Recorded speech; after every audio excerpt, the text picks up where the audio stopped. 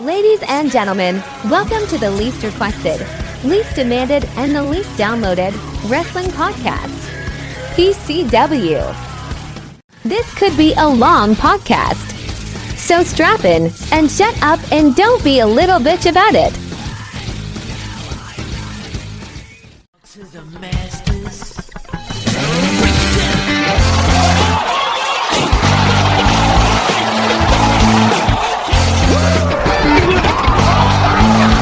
Ruthless aggression.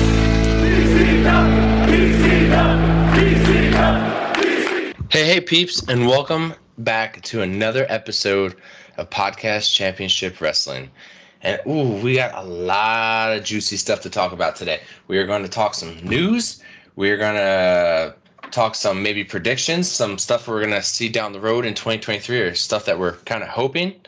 And we're going to talk about the Royal Rumble this year. Oh, but I am not alone. I cannot be alone because I can't do this shit by myself. I have to have my co-host here. And let's see.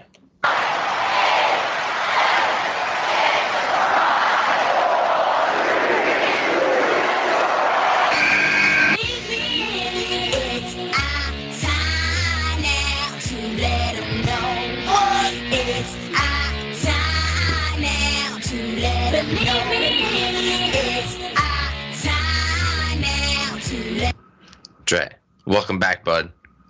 Yo, what it do, PCW crew? All right, man. Yeah, we got a lot of stuff to talk about today. Yeah, we do. Hey, you know what?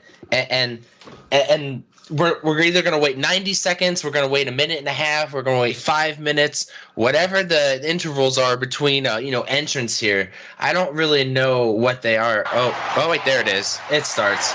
It's always random.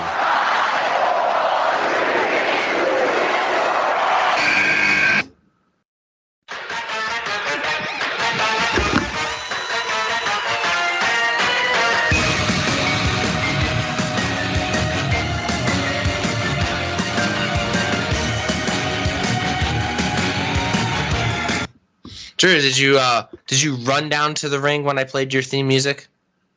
I ran down to the ring cursing people. Curse your enemies.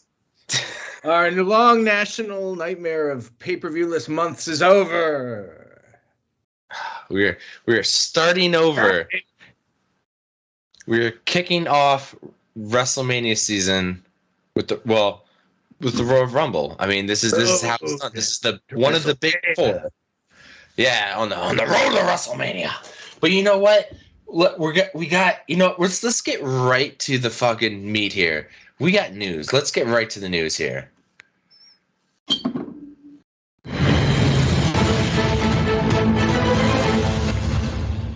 Yeah. I think the news is pretty hot for WWE because we have somebody returning. And is it a wrestler? Not really. Is it a writer? No. Is it a referee? No. It's Sting! Shit. No, it's not Sting. Well, let's find out who it is.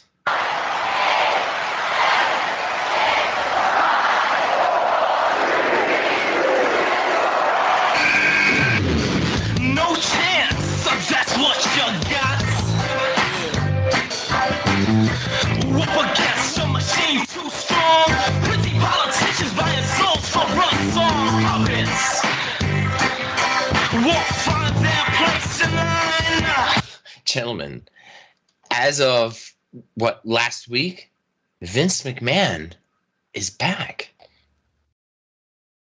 Vin Man. Do you recall we had an episode where we talked about how he was gone and retired, and how we even named in our Slammy Awards the most Impactful moments? Yeah. Vince, and I think the motherfucker's gonna win this year already again. What's gonna top this?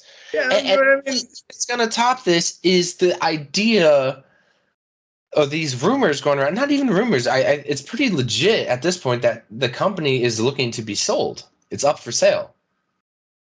Who has $6.6 billion in their pocket?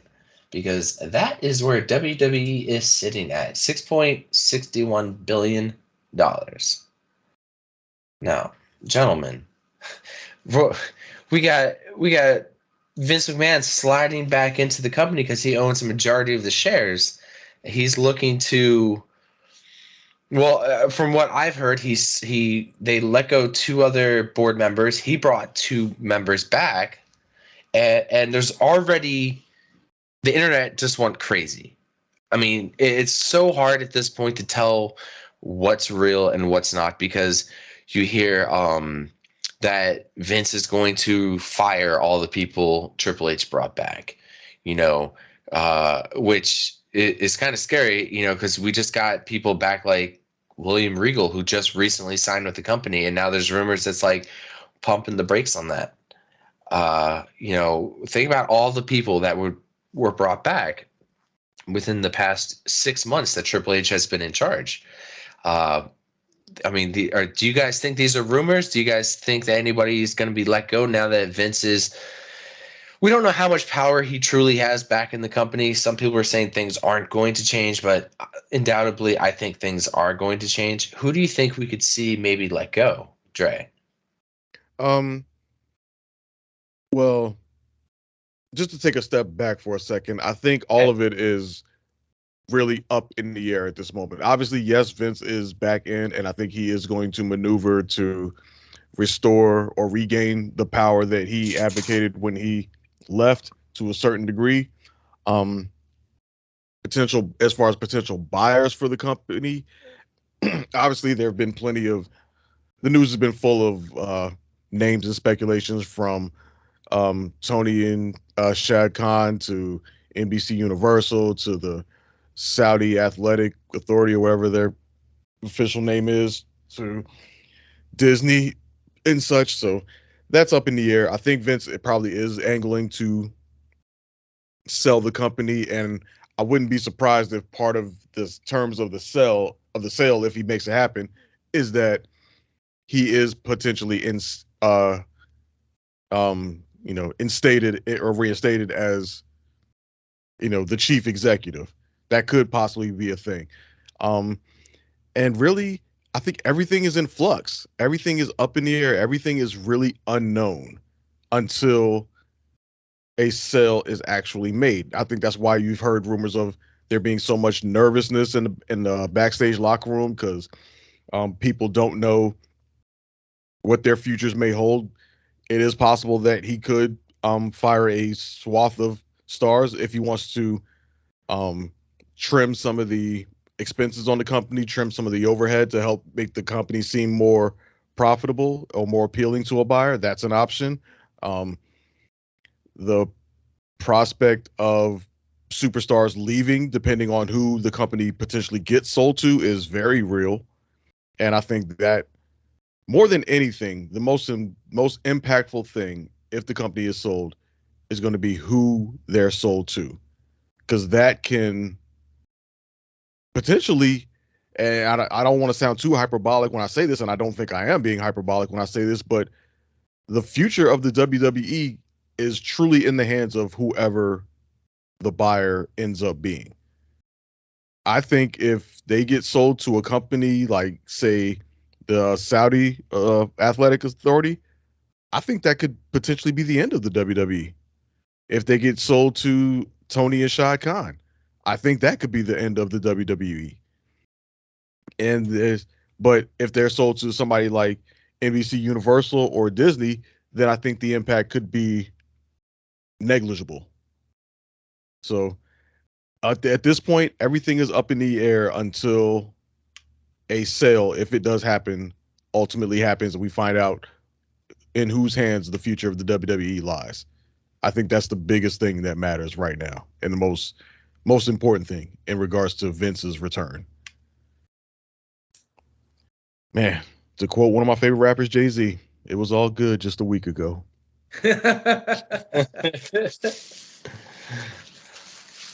Well, Doyle, what do you think? Vince is back because, of course, Vince is back.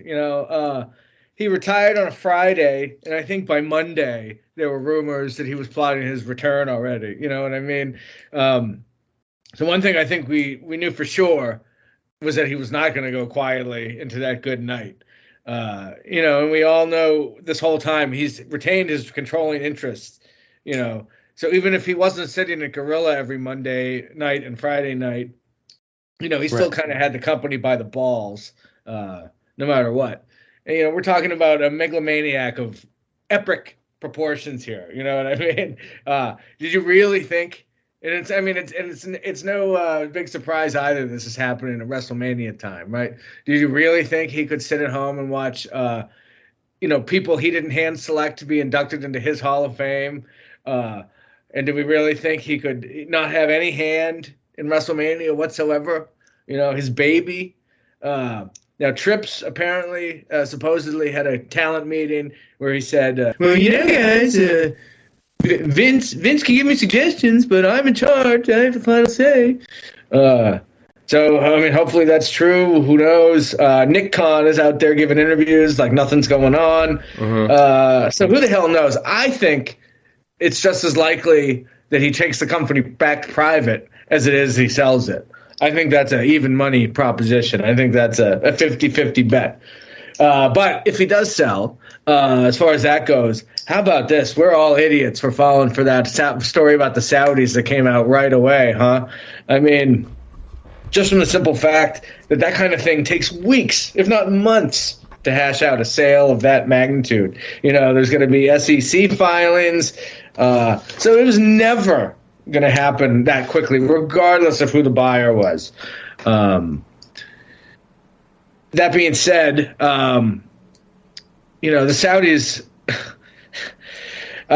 you know, I have never been a fan of these Saudi shows. I hate the fact that they're in bed with these people. You know, MBS is a fucking huge piece of shit. If you want to take your pick of any Human Rights Watch group, he's going to be in the top 5, I guarantee. But to be clear, I have nothing against the Saudi Arabian people, the citizens, you know, and they deserve access to the entertainment just like we do, you know. So that's why I can't completely hate on the Saudi shows. But if they did if they sold the WWE to the Saudis, I might have to be out. You know, that might be the final straw for me. But I think that was just a smokescreen. I don't think that's actually going to happen. I mean, I wonder how much it just doesn't make any sense. It really doesn't. Right. I wonder just how much of the product itself will change if that were to be true. Sure. I mean, we're going to have all the women wearing, you know, full body suits again. You know. Yeah. But you know, I don't think the Saudi thing is really realistic. I don't think Disney is particularly realistic, even though they have the money. You know, we've seen they have a reputation for vacuuming up IP.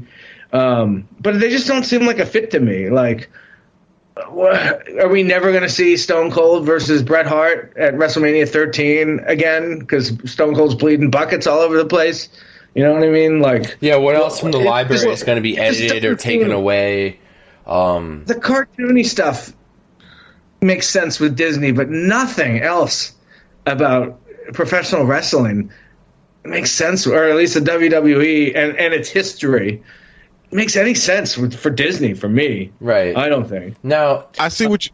Oh, go ahead. Well, I see what you're saying about that as far as like the brand itself of Disney, but you also have to keep in mind that Disney is one of the largest media conglomerates in the world, and just period. So while they may not, if you're looking at it through the lens of it being, you know, part of the quote unquote Disney brand, then sure, excuse me, it doesn't make sense. But if you just think of the WWE as just a media asset, then it absolutely makes sense for the Disney to potentially acquire them, because it's just, excuse me, another media asset that they own and control. And yeah, but I mean, can you see, you know, Undertaker throwing Mankind off to Hell in a Cell right next to Bambi? You know, yes, yes, I could absolutely see it happening. Not on the Disney Plus platform, right? That's but what I'm saying. Right, but it wouldn't necessarily be on the Disney Plus platform because don't forget, Disney also owns Hulu. And there's plenty of stuff that's on Hulu that wouldn't necessarily be on the Disney Plus platform. I mean, Disney owned Marvel, and that did not stop them from putting out Daredevil and other such shows on Netflix, right? Which definitely don't fall fit into Disney mold. They're going to do to Daredevil. They're going to neuter Daredevil like they neutered Moon Knight. That's still to be determined. But I'm saying is at the time they still owned it when that stuff was put out. So this brand, quote unquote, of Disney is not necessarily opposed to having things that don't fit into that family friendly image that they have. You know, they still put out those shows while they owned the Marvel property, and everybody knows that Marvel is under Disney. So we've seen things that happen and exist. It doesn't necessarily have to be on the Disney labeled product like Disney Plus or Disney Channel. It's not like Monday Night Raw is going to move from USA to the Disney Channel. No, but it could still own that media property and integrate it into things like Hulu, where like episodes of Monday Night Raw and SmackDown will still air on Hulu, and it's more of an internal thing for Disney because it's their media that they own airing on their platform that they own, Hulu, right? And it's still consolidated within and can still exist. If they wanted to take the WWE Network stuff, they could probably take it from Peacock and either relaunch the WWE Network independently because that platform does still exist, just not here in the States, but it does exist internationally. So they could relaunch that and archive that stuff. And it's just, again, another asset under the gigantic media empire that is Walt Disney. Fair enough. I hadn't really considered that it would be anywhere other than front and center on Disney Plus next to Marvel. No, next to I wouldn't see that. I mean, like Star Wars, Muppets, that other content they bought up, you know, yes, some Fox stuff that they bought up, 21st Century Fox, totally. Now, another speaking of Fox. What's that? I was going to say, speaking of Fox, they don't make any sense either, I don't think. Well, here, like Fox is already a current broadcast partner with WWE, airing episodes of SmackDown on Friday nights. They would love to own their most successful television product in the NFL. That's not an option. However, owning the three-round content creating machine that is WWE makes a lot of sense. Owning instead of working with is where the real money is. Owning WWE would really help turning the Fox Now app into something that people will actually care about and give the company a controllable entertainment product that's severely lacking. Ooh, you know, I mean, because they do have a lot of stuff, right? You know, presumably, right? If they still, I don't know if they still have the rights to In Living Color and Married with Children and. What, Fox? Yeah. Like Fox could potentially have a lot to offer in back catalog stuff. They do, but back catalog stuff only really gets you so far in today's streaming age. Yeah. Most of the drivers of subscriptions and stuff to streaming platforms is in your new content that you produce yourself.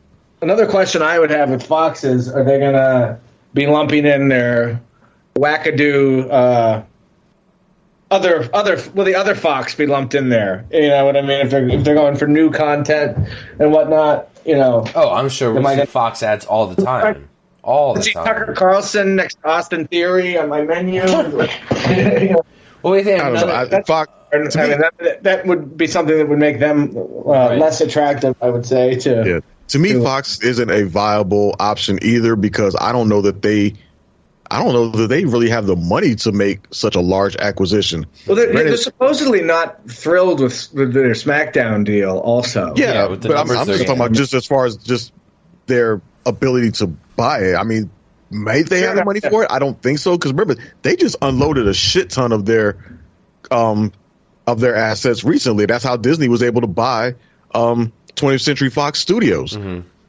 So it's kind of hard for me to see them doing such a massive downsizing like what they just did in the last couple of years and then make a large acquisition like the WWE. Yeah. To me, the best, I'm not saying the most likely, but I think the best option as a buyer for the WWE to me is NBC Universal. Absolutely. I totally agree. They got outbid for SmackDown. They tried to get SmackDown. I mean, they got outbid by Fox. If that had happened, they'd already have everything. You know, that have the network, that have Raw, that have SmackDown, that have NXT. They already have a well-established working relationship with the WWE. They host it on their streaming platform, Peacock. They have the assets. I'm pretty sure they have the. Is A&E wrapped up with them as well? A&E? A&E, I think, is part of their umbrella also. I don't know. I'd have to look up and see. Because they're doing, they do all the biography stuff. And then I think they had that show where people were going around trying to buy memorabilia or whatever. Do you remember that? Oh, yeah. Mm-hmm. I remember that. So, I mean, you've already got vested interest there. That makes the most. I think if he sells, that's the most viable landing spot. But I think he's going to take the company private again. Because if he does own 50-50 joint venture between Hearst Communications and the Walt Disney Company. Weird. Never knew that. All right. That's what I know. Yeah, right? I mean, who knows? Everything's just owned by Disney. How about Endeavor? The owners of UFC. I heard they also have taken some strong interest in adding it to their ESPN Plus services. I mean, that's ESPN Plus services. That just falls under Disney. Yeah, exactly. Like, everything just falls under Disney at the end, doesn't it? Disney or Comcast. I told you. Or another one. There's like 5 or 6 massive media companies that own everything. Like 90% of shit. Yep. Disney is one of them. So is it at this point in time? Is it a smart move for them to sell? Because I mean, or was this all like, I don't know? Like, we saw the stock ever since Vince left. The stock has gone up, and it's gone back down and stuff. But like, I mean, it's right now. I think it's at like $88. I mean, that's not bad. Yeah, if he takes the company private back, all those internal investigations go away. I know the outside investigations don't. Yep. He had a little bad luck in the courtroom today. He doesn't have to deal with the SEC anymore. He gets his booby back. Yeah, but I don't know that he has the money to take it back private, because it's not like you can just wave a wand and take a public company back private. Mm-hmm. Like, he would have to literally buy it back.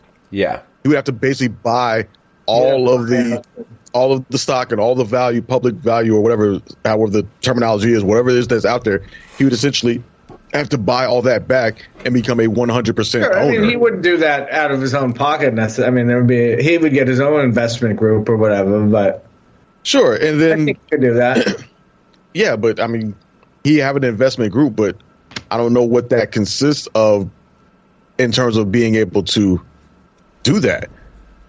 I mean, his own net worth plus, again. Yeah, I mean, to me, that just doesn't seem like a viable option. Plus, if he takes it back private, okay, he owns it outright. Mm-hmm. What the hell is he going to do? What is a 78-year-old guy going to do with this property that he owns outright? Eventually, he going to kick the bucket. Then what? Who's he going to bequeath it to? His daughter that just retired, just left the company because who's he going to do? Give it to Shane, who just pissed him off at last year's Rumble so much that he fired him from the company? Is he going to give it to his daughter Stephanie, who just walked out when he came back? You know what, Doyle? I think you have. That's not a viable option. I think it's more likely that he's going to just cash out. He's looking to cash out right now and somehow still retain power. Mm-hmm. To me, I think that's what Vince is looking. He wants to sell it to somebody, let them own it, let him get a fuck ton of money for it, and then still be in power to run the thing for as long as he ever decides he still wants to. I feel like it's his baby, and he's not going to just sell it to anybody. Yeah. Like we mentioned the cons, the cons of Jacksonville, right? Not Nick. Tony. Like even if they came with the best offer, I can't imagine a universe in which Vince McMahon sells it to them. Yeah. Sure. I'm not implying that he's just going to sell it to anybody, but I do think he is trying to cash out at this point while the WWE is probably as valuable as it's ever been. Mm-hmm. and still maintain the control, which is why I was brought up the fact that I think whoever he sells it to, part of the terms of the deal, I think, is going to be that he is implemented as CEO or whatever as the person running it.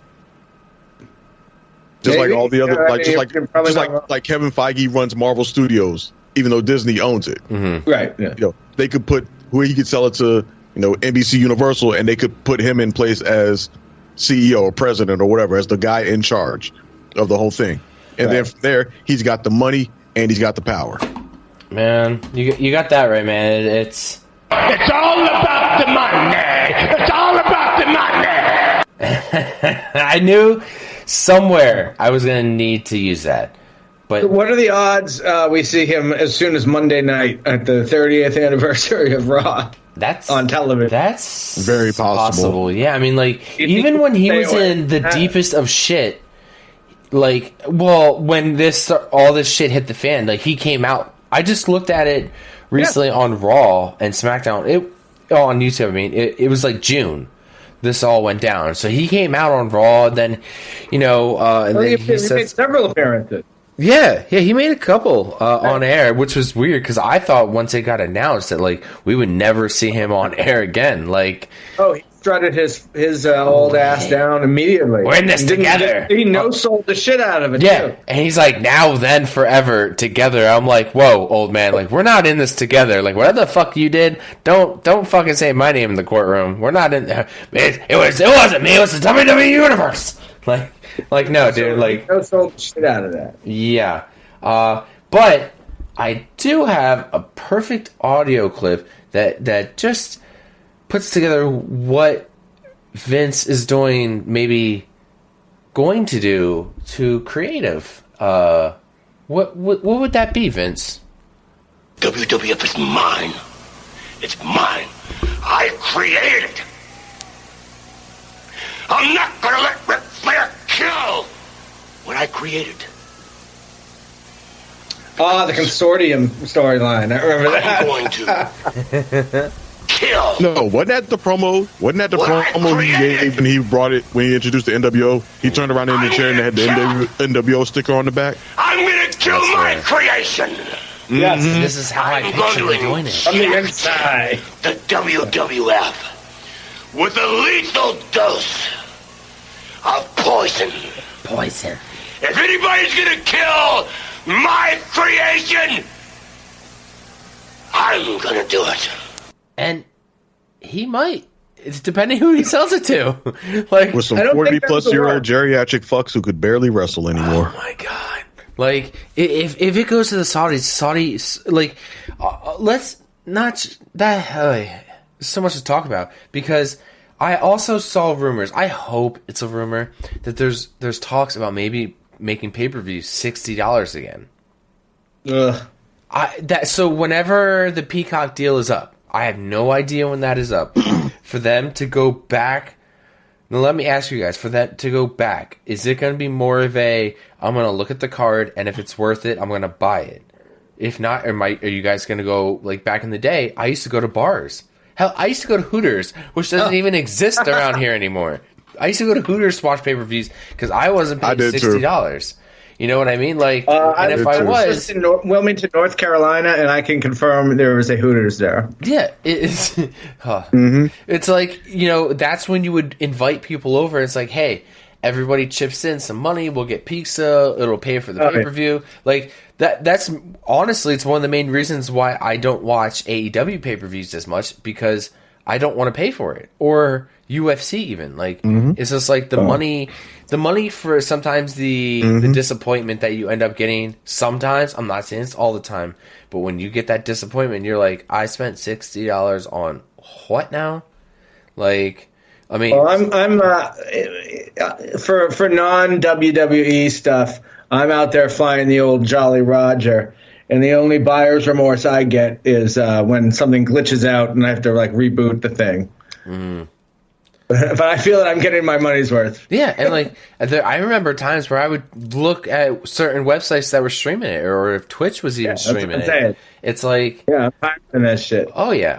I mean, fuck that. I'll be open about that. I guarantee out of most of the pay-per-views that were like $60+ or more. Oh, I mean, we all remember they even upped it when. Do you want the HD version? What? Oh yeah. Yeah, it's like WrestleMania would be like $85. Like what the fuck? Like, so then wait, what? We're going backwards. What happened to the WWE app?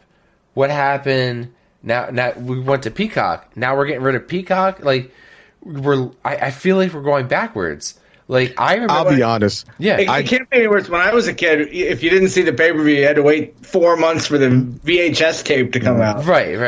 What are you thinking? What are you thinking, Dre? Realistically, yeah. I don't think that's going to happen. No, I don't think you can't put that. You cannot undo that.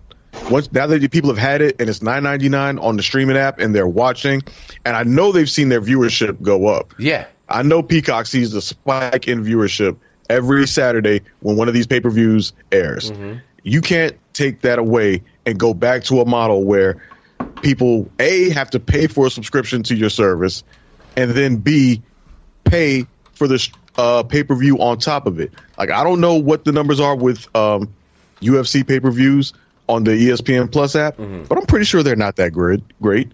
I'm pretty sure they're not doing that well of numbers. Maybe there are some diehard UFC fans who are doing it because, they've got like the Disney Plus bundle, which is like I have, which automatically includes, basically throws in ESPN for free is basically what it does. You're basically paying for Disney Plus and Hulu, and they're throwing in ESPN Plus for free. So even still, you're paying for something and then having to pay an additional cost on top of it. Like, people just aren't really going for that.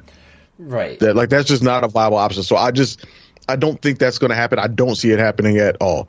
Whenever the Peacock deal expires, I think they'll renew it, and that'll be it. But depending on who the buyer is, obviously, if WWE gets sold. Now, if it gets sold to NBC Universal, not an issue. Everything will probably just stay as is. If it gets sold to some other entity, they may want to integrate it into some other media conglomerate. They'll probably integrate it into their streaming platform. Somebody like Disney, I could see maybe they relaunch WWE as an app as it's within the States. Because remember, the WWE app has not gone away. It does still exist. It's what, it still exists outside of the U.S. It's just here in the United States, WWE content is on the Peacock app. But internationally, everybody still uses the WWE app to watch stuff. Even if they didn't, that software, that infrastructure still exists also. Yeah. So it wouldn't take that much. It's not like they'd be started from scratch. No, they would just relaunch. Relaunch the app here in the States. I like the way they use the WWE app. I like the way it was to search for pay-per-views and stuff. It was a lot easier. I mean, now it's Peacock has gotten better, but it was fucking hammered dog shit when it first came out. It's like seasons. I'm like, wait, what? Like, what season was SummerSlam of this year? I'm like, I don't fucking know. Right. Like, and I did look it up. It was in 2021. The deal was for Peacock. It was a 5-year deal, and that's when they sold the app to them for $1 billion for that 5-year deal. Now I don't know if it'll be the same, but when you said like that, those Saturdays when those pay-per-views are out, those numbers jump, especially the big ones and WrestleMania. I mean, that's our Super Bowl. So like those numbers got to be crazy for Peacock. So think about that. Absolutely, if they sold the app, now think about that though. If they sold the WWE app to NBC Universal, then that means NBC Universal that's just another thing that would have to be considered for any other potential buyer. Because if NBC Universal owns the app, suppose WWE gets sold to someone other than NBC Universal, then they got to figure out how they're going to deliver the content to everybody. Obviously, the WWE app could potentially just die off, and then NBC Universal has just a dead asset. Or that buyer may have to work out some deal to buy back the WWE app from NBC Universal as part of the sale. Like it's really I'm just saying it's just another complication for NBC to buy it. Yeah, it's another complication for another potential buyer to have to deal with, and another simplifying factor for a potential NBC Universal purchase. Yeah, it just makes too much sense for that not to be what happened. Right. But it really does. It's just, but it ultimately is all going to come down to numbers. Mm-hmm. And like that's one thing I'm curious about is like how much is it actually going to sell? Like, what's this mean for like stockholders? What as a fan, like, what's this mean for us? Because we saw the subtle changes when Triple H took over, and we're probably going to. Regardless, big ones too. We're gonna see subtle ones now with maybe Vince being back, and especially going right into WrestleMania season. Like, holy crap! Like, what a time for him to come back! Like, there's been some speculation that that Vince has already started to have a bit of an influence on the product because some people have remarked how like the last week or two episodes of Raw and SmackDown have been a little bit lackluster, and there's been some other segments on it that just been kind of head scratching. It was like, that ain't typical Triple H product that we used to seeing. Like, is Vince already starting to exert some level of influence? Is he already starting to make some suggestions and stuff to Triple H that Triple H is just accepting and rolling with? And is Vince already starting to have an impact on the on-air product, which ultimately I think is the real thing that's going to matter most to the fans, if as far as a on-air product aspect. Sure, I think most people would almost universally agree that the last 6 months of WWE television have been some of the best product that we've gotten in a long consistently in a long time. I agree. Here. And if Vince steps back in and starts doing things his way and the way that he wants it, you could see a big degradation in the product, and that could significantly impact how people feel about it. It could impact viewership. Any positive gains that they've gotten over the last 6 months could all be wiped out.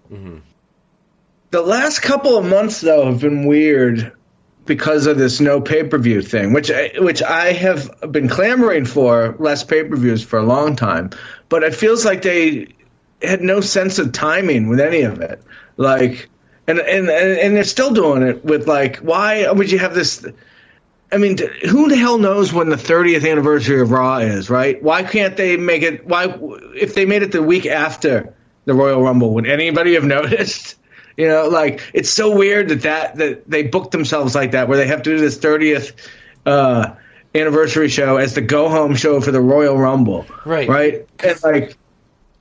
And the way, especially, I meant to get into this when we talk about Bray Wyatt, LA Knight, but like, they so fucked up the Bray Wyatt thing because they had nothing to do with him for 2 months. It was we saw Extreme Rules. Yep. There was he didn't come at Survivor Series, and then 63 days to Royal Rumble. You know what I mean? Why did they do that? Why they're still making weird choices. You know what I mean? Yeah, and just they've kind of been in this treading water thing for the last couple weeks. Well, they're kind of built to.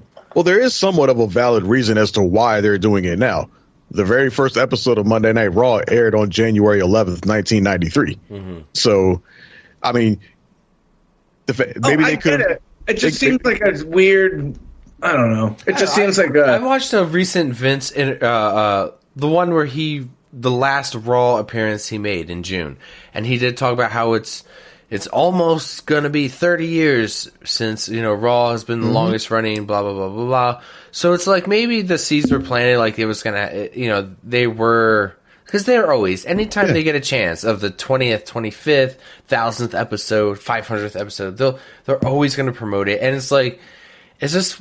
I love an anniversary, man. Yeah. I mean, I will bring up an anniversary later in the episode. Yeah. But I just mean to say, like, sure, have a 30th Raw. That's not the issue. I'm just saying, like, why not have it last week or the week after? Right? It's so weird. I can tell you exactly why. I can tell you exactly why they're having it next Monday. Or why not have the Royal Rumble earlier or something? I don't know. Well, I can tell you exactly why they're having it next Monday. Because next Monday is the first Monday that does not have football.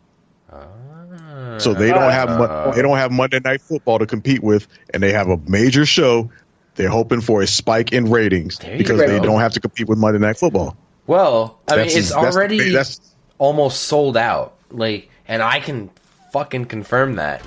Like, because I feel like they're biting off more than they can chew by trying to do the go home show to a Rumble where they haven't fucking announced anybody. Like, how many names do we have total between so we got 60 Royal Rumble slots and maybe 12 names maybe? Yeah, but do we really need to know all 30 names beforehand? No. Like, we already know who's going to be. It's going to be the whole freaking roster. Is Dolph Ziggler going to be in it? I hope so. Right. Is the Miz going to be in it? And to a certain extent, maybe. And to a certain extent, with them having as many people on the roster that they do have now, with all the people that that Triple H has brought back, I think it adds a little bit of a level of intrigue in terms of who on the roster makes the cut for the Rumble and who doesn't. Yeah, but we barely usually we can get some nice matches just out of this is a Royal Rumble qualifying match. You know what I mean? And we didn't do any of that this year. They've done a few of them, just not very few, but none of great importance. None that made me and none that were even intrigued. Like, sometimes there'd be years where it's like, oh my god, one of these guys isn't going to be in the Royal Rumble. You know, like Tozawa. Yeah, sure, but is there really anybody in the roster that's? Is there really anybody that's worth that kind of a storyline? Like, do we really want to go in with, a significant star not being in the Rumble? I understand they may have done it in the past, but I just don't know that that's a viable or it really makes any good sense storytelling wise to have a major match like the Royal Rumble and a significant star not in it. I don't mean a major star necessarily. I mean, I don't know, an Elias. Oh, I need Elias in the Rumble this year. Does anybody give a shit if Elias is in the Rumble or not? I do. Oh, man. Boom. Roasted. I do, and I'll tell you why later. That's what they call in the business a teaser, kids. Well, yeah, Royal Rumble doesn't... Well, we'll get to that then, but that does not look too promising. I'm looking at the card right now. I can't wait to go over it. But other than that, before we move on to that, I mean, let's hope now that Vince is back, besides certain board members being fired and certain ones being rehired, let's hope there's not too many other changes. Let's hope Triple H can continue being creative like he is and still having his fingers in there and doing his job. Let's hope he doesn't get fired like his wife did. Cause has anybody actually been fired? That's what I think. I thought people had just resigned. There've been a number of people who have resigned. Yeah, I didn't know if anybody has actually been fired. I think it was two. There were two board members that were fired, and then he hired two. Yeah, but that was a strategic thing, and I think they're bringing them back. No, I think they resigned. I know you're talking about the two people who resigned, who in the same day. Right. Yeah. I think they both resigned. Okay. Yeah, but I don't think they're on the outs. From what I understand, I think they're coming. They'll be back at some point. They can only have so many people on the board at a time, and Vince had to maneuver this and that and the other thing. I don't think there's any malice with those people. Also, these people, this isn't their full time jobs either. Yeah. These are all just people that do other things. So it's not like somebody's on the going to have to collect unemployment because they're no longer on the board of the WWE. Stephanie might. I mean, she ain't working right now. I mean, because her, I thought she was going to be, partial CEO of the company, and Triple H was going to be in charge. Then Vince comes back, and he's just like, I am altering the deal. Pray I don't alter it any further. But let's see. Stephanie had stepped down before all the Vince shit happened. I think she just went back to doing what she Step down over Christmas, Vince is like, Stephanie, you should step down, or I'm gonna fire you. That's the gravy. Yeah. Damn it. I mean, for face purposes, I guess it does look good for her to step down. It's like, hey, you either step down or you're gonna be forced to be taken down because I'm coming back. I don't know. We have no idea how it went. I think it was always the plan. Right. Yeah. I mean, 6 months ago, she was doing something completely different. I mean, right. Even if her Triple H had new plaques made for their desk, they probably didn't even come in yet. I mean, hey, we got that new position plaque for you. Shit. Sorry, Steph. Sorry. I I honestly don't know if she resigned in as a collaborative way that y'all are saying. Like, honestly, I think I have nothing to base it on, but honestly, I think she legit walked away because she just ain't want no parts of this bullshit that was going down. Like, he came back and she was like, nope, I'm out. I am not about to deal with this little shitstorm that's about to go down. I think she's like, she may have thought to herself, like, I got other things going on in my life. I don't necessarily need the WWE, especially if it's about to turn into this shit show. Right. I think she just said, like, no, she ain't. It looked like she just had leg surgery. She did. Okay, I'll read her tweet that she January 10th, 2023. About 8 months ago, I took a large leave of absence, and within a few weeks, unexpectedly had an opportunity of a lifetime. I had the privilege to return as the CEO, and chairwoman of the board of WWE. I cannot put into words how proud I am to have led what I consider to be the greatest company in the world, working alongside a remarkable leadership team and one of the strongest executives I have known in my CEO, Nick Khan. Our founder, Vince, has returned as executive chair and is leading an exciting process regarding strategic alternatives.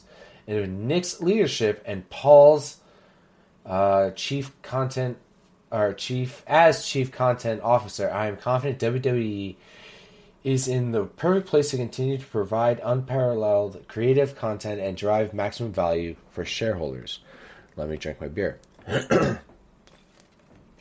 WWE is in a strong position that I have decided to return to my leave and take it one step further for my official resignation.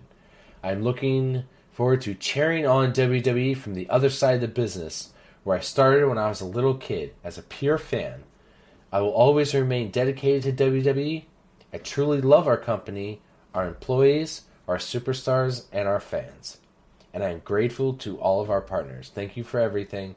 Then, now, forever, together.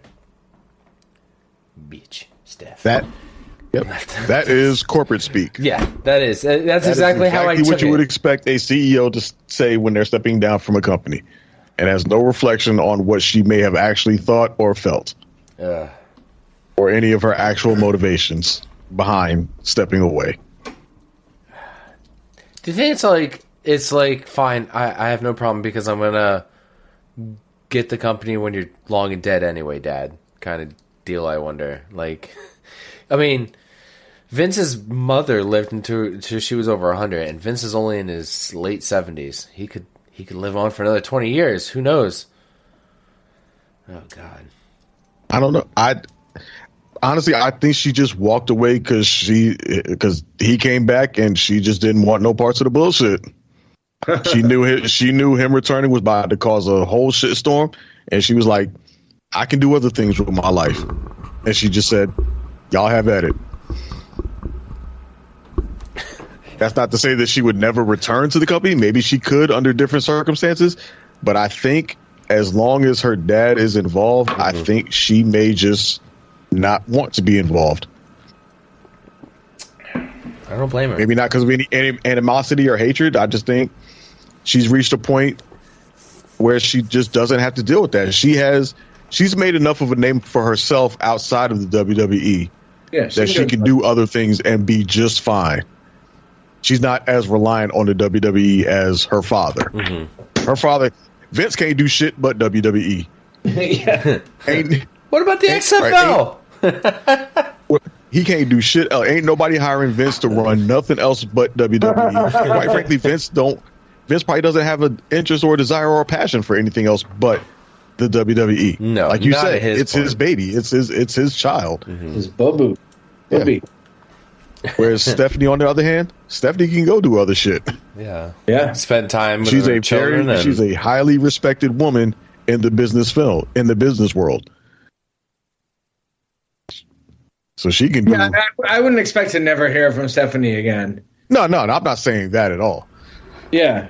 Mm-hmm. I'm just saying, like, studio or something. You know? I'm just saying that she can move into other spaces if she chooses to, and not and she really doesn't have that. She doesn't have any of the stain of the WWE associated with her. They know her for it, but they don't associate her with the negative stuff. Mm-hmm. All that stuff is stuck to Vince. And when she saw him, I think when she saw him coming back, she saw that stench coming back too, and she was like, nope, not getting that stench on my clothing. I'm out. Bye. All right, Dre. Let's move on here for a second. And you brought up the other day in our Discord about maybe discussing some 2023 bold predictions. What do you have that made you want to think that? Like, what do you got that's like fresh in your head that you kind of have a feeling that we might get this year? Well, it's 2023. It's a new year. Mm-hmm. We're going into the big WrestleMania push. And, some people could argue whether the new year starts in the WWE year, whether it starts in January or if it starts after WrestleMania. Mm-hmm. But either way, I figured we're starting off the new year. Let's go ahead and make some bold predictions and see what we could see transpire in the WWE. It can be as something simple or realistic, but I kind of want to see people go big with it, with your predictions. Go something that's, shoot for the moon.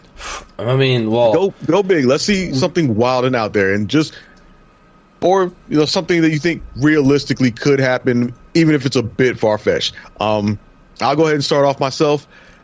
My bold prediction for 2023 is, I think the Street Profits break up and Montez Ford goes solo.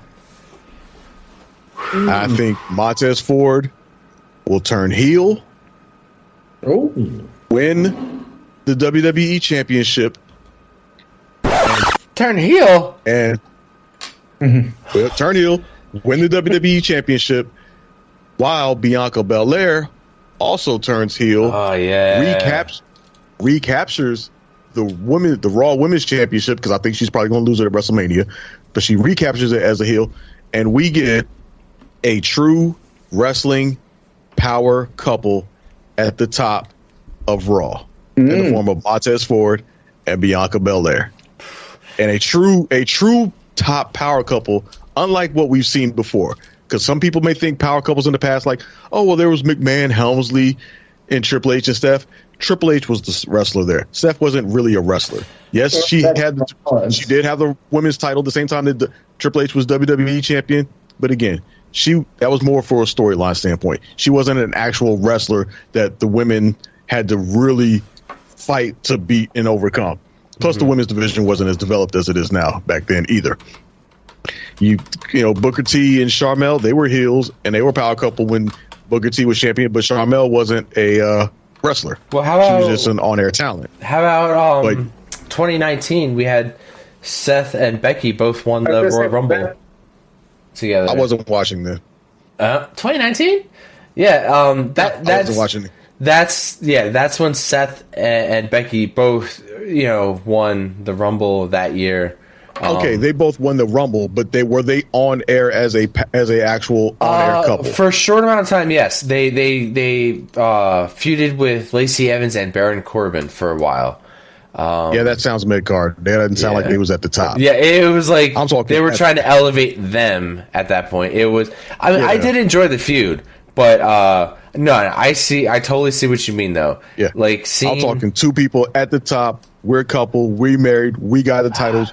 Y'all got to go through us to get it. Breaking up the Street Profits. I don't want it. I think about it every week when I see them come out. I'm like, Montez Ford, he has it, man. He has the charisma. I know he can do it. But it's not him I'm worried about. I know. I'm in the same mindset. I fear for Angelo Dawkins. That's why, even though, like I said, this is a bold prediction. Yeah. I'm just, shooting for the moon. But realistically speaking, I think the Street Profits have kind of run their course. I don't know what much more they can do other than win some tag titles, maybe get another tag team title reign. But unless they invest in building them back up, it won't feel as impactful as it could have had they won the titles last year when they were feuding with the Usos going into Money in the Bank. Yeah. Was it Money in the Bank? Yeah, it was Money in the Bank pay-per-view. Yep. Yeah, when they were really hot and were kind of like one of the top tag teams. Now they're just kind of meandering without really any real direction. And they've been in that place since they ended their feud with the Usos. Mm-hmm. And I just don't know what much more there is for them to do. So they're kind of at the point where I think it's best for them to go their separate ways. But I would hope that they don't feud as part of their split. Like, I don't want to see them break up like the Rockers, where, you know, you don't want a Marty Jannetty. Exactly. I don't want Angelo Dawkins to become a Marty Jannetty. Right. Where, you know, they feud. Montez Ford obviously comes out on top, and then Angelo Dawkins is just stuck in the mid card for the rest of his career. Yeah. He could hang around as a heavy for Montez Ford. Say what? I said he could hang around as a heavy. They could maybe not still be a tag team necessarily, but if Montez Ford is going to be a heel champion, he needs a heavy. You know? Yeah, but I think that just kind of diminishes him. Then if he just becomes his henchman, that just kind of diminishes Angelo Dawkins, and then ultimately he's just going to be the guy that whoever's challenging Montez Ford runs through to get to Montez Ford, which will still set up Angelo Dawkins to take L after L after L. I think Angelo Dawkins has the talent and has the ability to be a viable performer, maybe not a top tier, but at least a strong mid-carder.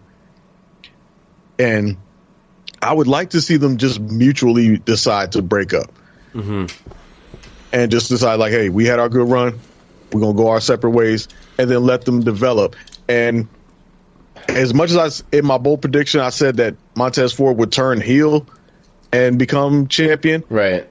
I think more realistically, it could be a better storyline if he became a champion as a face and then turned heel shortly after, as the success and the power starts to go to his head. Oh, yeah. And then he becomes cocky. Yeah. And then him and Bianca, you know, turn heel because they get drunk with power and the success and basically reigning on top of people. Mm-hmm. And then that's the catalyst for their heel turn. Well, if they ever start doing a promo in a barbershop, be concerned. That's all I'm going to say. Yeah. Because it's weird, because, like, for the longest, because everybody knows that Montez Ford and Bianca Belair are married, but they really don't hardly ever acknowledge it on air, except for, like, I think it was last week or week before last when Alexa Bliss beat the shit out of Bianca. They did show that Montez Ford came out and was helping her to the back. But that's like the only real acknowledgement I've seen on television for a while. Not on television, but I just read that they're both going to something. They're getting a reality show. What? They're getting a reality. I think they're going to be appearing at one of the playoff games this weekend or something. They're doing some appearance. They're doing some appearance together. Yeah, like I said, outside of television, they've made plenty of appearances together. They've done that a lot outside of television. I'm just talking about as far as the on-air storylines. How many wrestling, hasn't really been acknowledged. And like I said, they are getting a reality TV show this year. How many reality TV shows of wrestlers do we need? Like, did you guys? Which ones did you guys actually watch? Have you guys watched? I mean, I've watched a few episodes of certain ones. I mean, I'm talking all the way back to Hogan Knows Best. You know, then we had I think the Bellas. I watched had one. Legends. I don't watch none of them, but I will watch Bianca and Montez. Yeah, and then there's Miz and Maurice. Remember Legends House? Cody Rhodes and Brandy had a show. Didn't they have a show? I think so. Yeah, that was on TNT though, so I don't think that's probably still on. Still, it's like, you know, how many of these? Like who? I don't know. We don't need any. The answer is zero. I mean, like we know these people. I've said I'm adamant. I don't want to know these people's real lives at all. Yeah, I just want them to be characters on a TV show, and that's it. I get it. You know, it's like don't meet your heroes. Well, don't see your hero where he shits. You know, God. like the more every time I hear the Undertaker, like the Undertaker is in my opinion probably the best character ever, and was probably one of my favorite wrestlers ever. But every time I hear him open his fucking mouth, I like him less. You know what I mean? It's like I don't want to know. I want to know the Undertaker. I don't want to know anything about Mark Calloway. Mm-hmm. You know what I mean? And I hate. We were talking about wrestlers' Instagrams or whatever. I look at them, sure, but I don't want to know these people are real people. They want them to be characters. You know what I mean? That's valid. Damn I think you're. Yeah, I mean that's valid. I'm pretty sure there are others who feel the same way as you, but I also think y'all are in the minority. Yeah, that's possible. That's definitely possible. In this ever increasing social media age, where people know that these people exist outside of the 3 hours on television and 2 hours on Fridays. No, they don't. People want to know more about these people. People want to see them. That's why they follow them on IG. That's why they tune into stuff. And to a certain extent, whether we want to admit it or not, we kind of did a little bit too back in the day. That's why we would buy those little DVDs that they would put out. But then there was such scant information. They're like, oh my God, Hulk Hogan's real name is Terry. Like that was like a revelation. Way. You know what I mean? And now it's I've seen Paige do things I can't describe on the air right now. No, you totally can. We're not sugarcoating. It's a podcast. She had a sex tape. It exists. We're not sugarcoating anything on the show. There's a long way not even in the two. Yeah, I mean, I'm not even talking about like back in the 80s where, we knew nothing about them. I mean, even in the 2000s when WWE was putting out superstar DVDs and such, where we were getting a glimpse into these people outside of the ring. Yeah. It wasn't, daily thing. It was maybe a small segment, but we were still getting a glimpse into these people's lives outside of WWE. And they've always branched out outside of professional wrestling, for where there was The Rock hosting Saturday Night Live, or these superstars making appearances at events like the ESPYs or NASCAR, or this, that, and the third. It's just as media grows, these people obviously have to expand outside of just performing in the ring. That's just an inevitable thing of today's media. So, reality TV show, it's basically low cost, high reward, potentially, for them. So that's why they're going to go down that route with stars that it makes sense for. And a married couple like Bianca Belair and Montez Ford, it makes sense.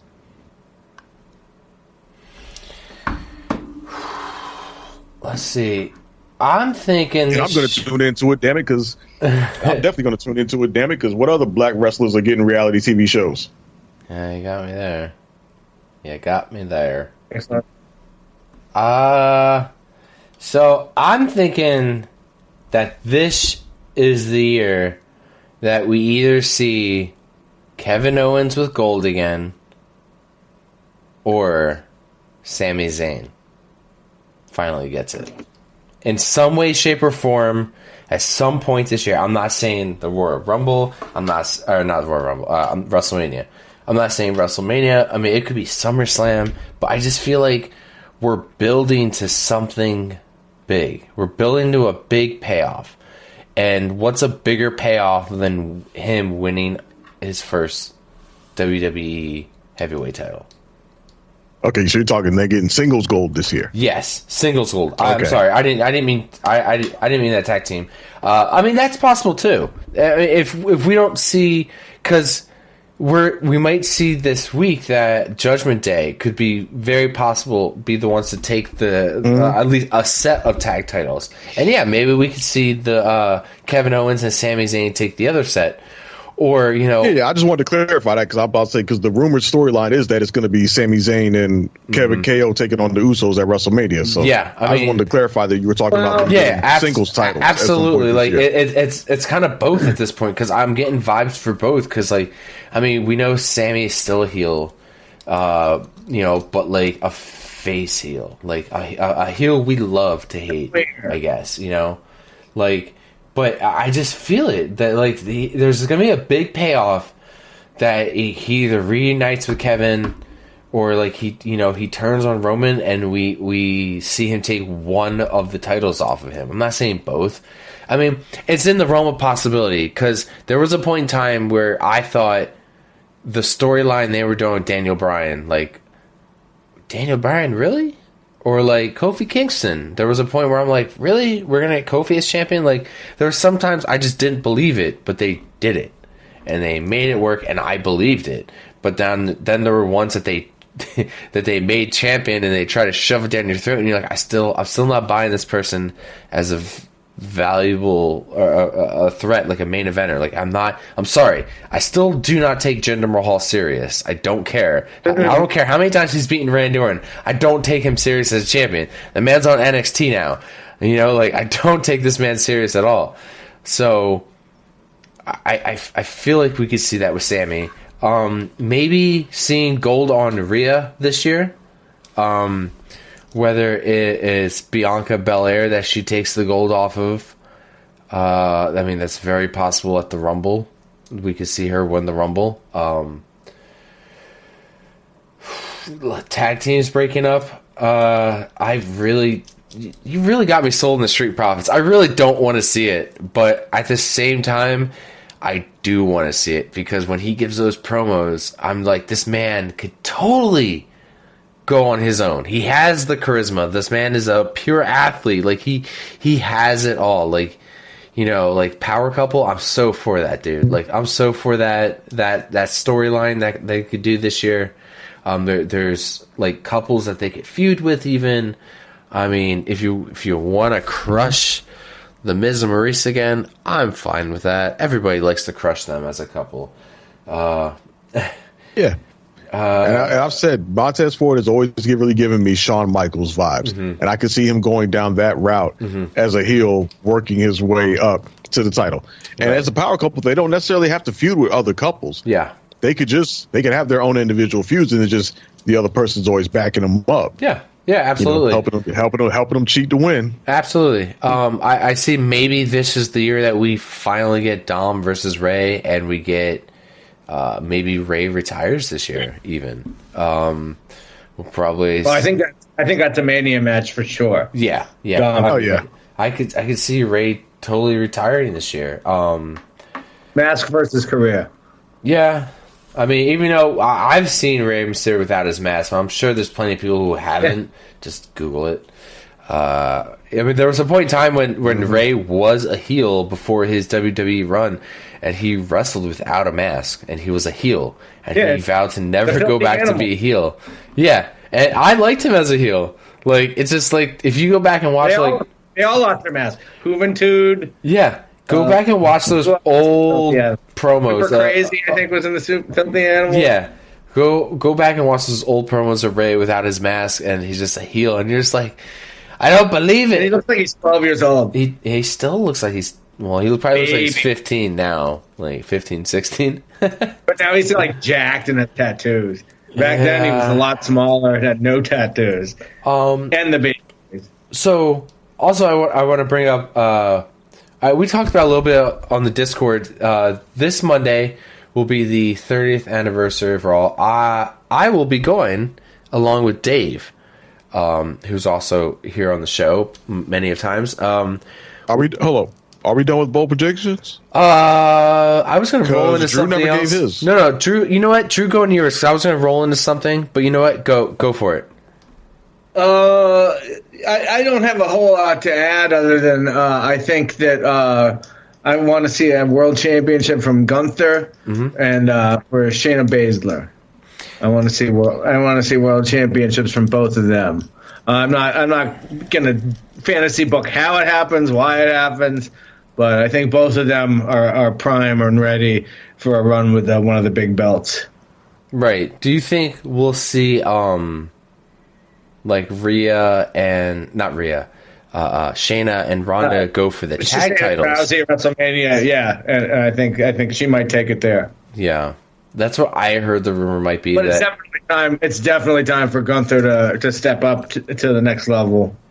And I think once we finally settle, once they split the belts up again, and Roman's stranglehold on both the titles loosens. I think you'll maybe start to see we'll start to see the both titles bouncing around a little bit or whatever. As for Sammy, I think Sammy definitely Well, the next pay-per-view, Elimination Chamber, is in Montreal, which is where I guess both KO and Sammy are from. Mm-hmm. But there's a lot of talk that it's going to be Roman Sammy there. I'm not sure how we get there. And there's a lot of talk about Roman losing one of the belts before WrestleMania. I've heard that rumor as well. I'm not sure how we get there either. Mm-hmm. I'll jump out on a limb. I'm going to say that by Survivor Series 2023, Sami Zayn will win whatever WWE title is being held on SmackDown, whether it's the WWE Championship or the Universal. Sami Zayn becomes that champion by Survivor Series. Okay. That's another bold prediction I'll throw out. Right. Because I think him and KO are going to become a tag team, and I think they're going to wrestle the Usos and win tag team titles at WrestleMania. They'll run with those for a while. Then they'll break up. Mm-hmm. Once they break up, we're going to see a push for each. Probably either one of them or both of them will get pushed towards the main event scene. Mm-hmm. And who knows? Matter of fact, I'll even take it further. I think Survivor Series 2023 ends with both Kevin Owens and Sami Zayn as champions. I like that. And we get them celebrating in the ring together 1 year after their split. 1 year after Sami Zayn officially turned on Kevin Owens. Mm-hmm. A year later, we'll get them both standing in the ring as champions, celebrating together. I like that a lot. I mean, we're talking about the possibility of maybe even taking the tag titles off the Usos like very soon, like very, very soon. I mean, once I think the tag titles come off the Usos, I think that's when we start seeing the dominoes. That's the beginning of the end. Yeah, it's the beginning of the end here. So what I kind of wanted to go into here is so with Monday Night Raw, they said they're going to be bringing somebody from the bloodline. They're going to be bringing somebody in. And we were kind of discussing it on Discord about it being a female, possibly, maybe to handle the Rhea problem. Because it looks like they're feuding with Judgment Day currently. Who do you guys think that could be? I mean, we have a list of Naomi. Some guys have mentioned maybe Nia Jax or Tamina. Or, the Rock's daughter is probably too young to even be called up at that point. She's part of another stable at this point anyway on NXT. But who are you guys thinking that they would, even if it's not a female, what wrestler, for somebody from the past, would be thinking of maybe Rikishi or The Rock even? On 30th, could they really bring The Rock? That's the rumor I've heard. I didn't know that they were anything about bringing a potential woman to deal with the Rhea problem. It seems like this feud is just going to be a one and done match. I don't know if it's going to push any further beyond that, but I know they are doing the Roman Reigns is going to have his acknowledgement ceremony at on this upcoming Raw the 30th, and I believe it is confirmed that Rikishi will be there and I forgot what other member Seema of the family they said, or whatever, the Wild. Yeah, the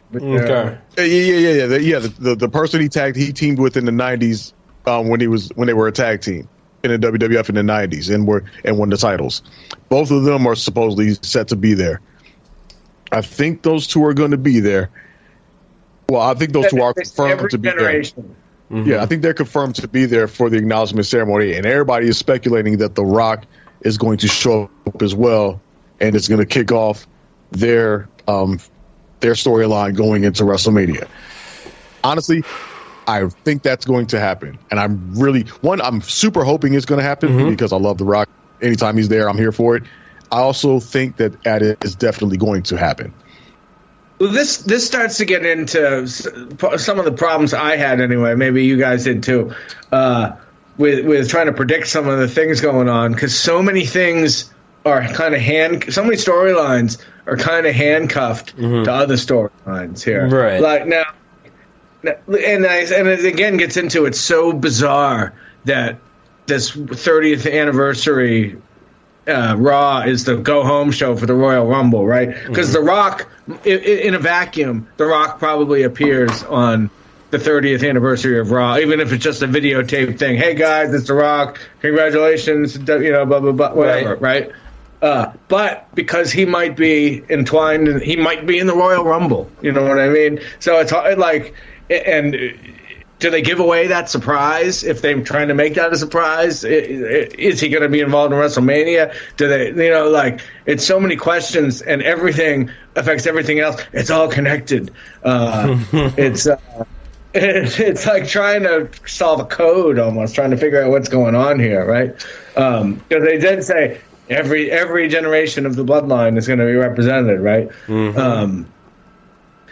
So it's just, but if they're going to do this Rock story with the Rumble and whatever, will he appear the week before or not? I think we're going to get him at least in a video package. I'm sorry, not a video package. At least a video promo during the Bloodline segment. I don't know if he'll appear in person. I don't think The Rock is going to appear at the Rumble. And I take that back. I don't think The Rock is going to compete in the Rumble match itself. I absolutely don't think Do you think he doesn't need to? Hell no, he doesn't need to. There's no reason whatsoever for him to compete in the match. It does nothing for him.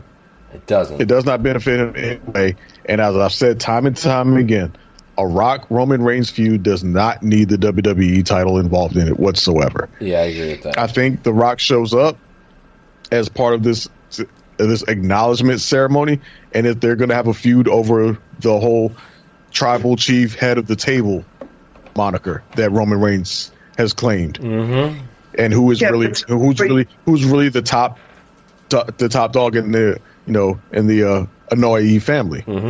And the Anoa'i family.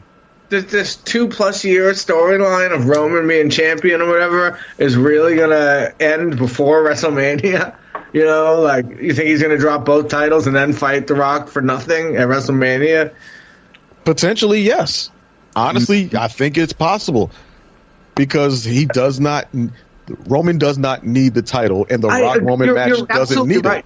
You're absolutely right about that. But this is where we are. He does have the titles, Right. And I think he could lose them. I think it's possible he could lose them before WrestleMania. Because to me, if The Rock is... The problem with The Rock facing Roman at WrestleMania with the titles involved, The Rock is going to lose. Because there's no reason whatsoever. Because The Rock is not going to take a title because he's not staying with the company long enough to have him run as champion. To pro wrestling. You're trying to apply logic to pro wrestling, a world in which logic is next to non-existent.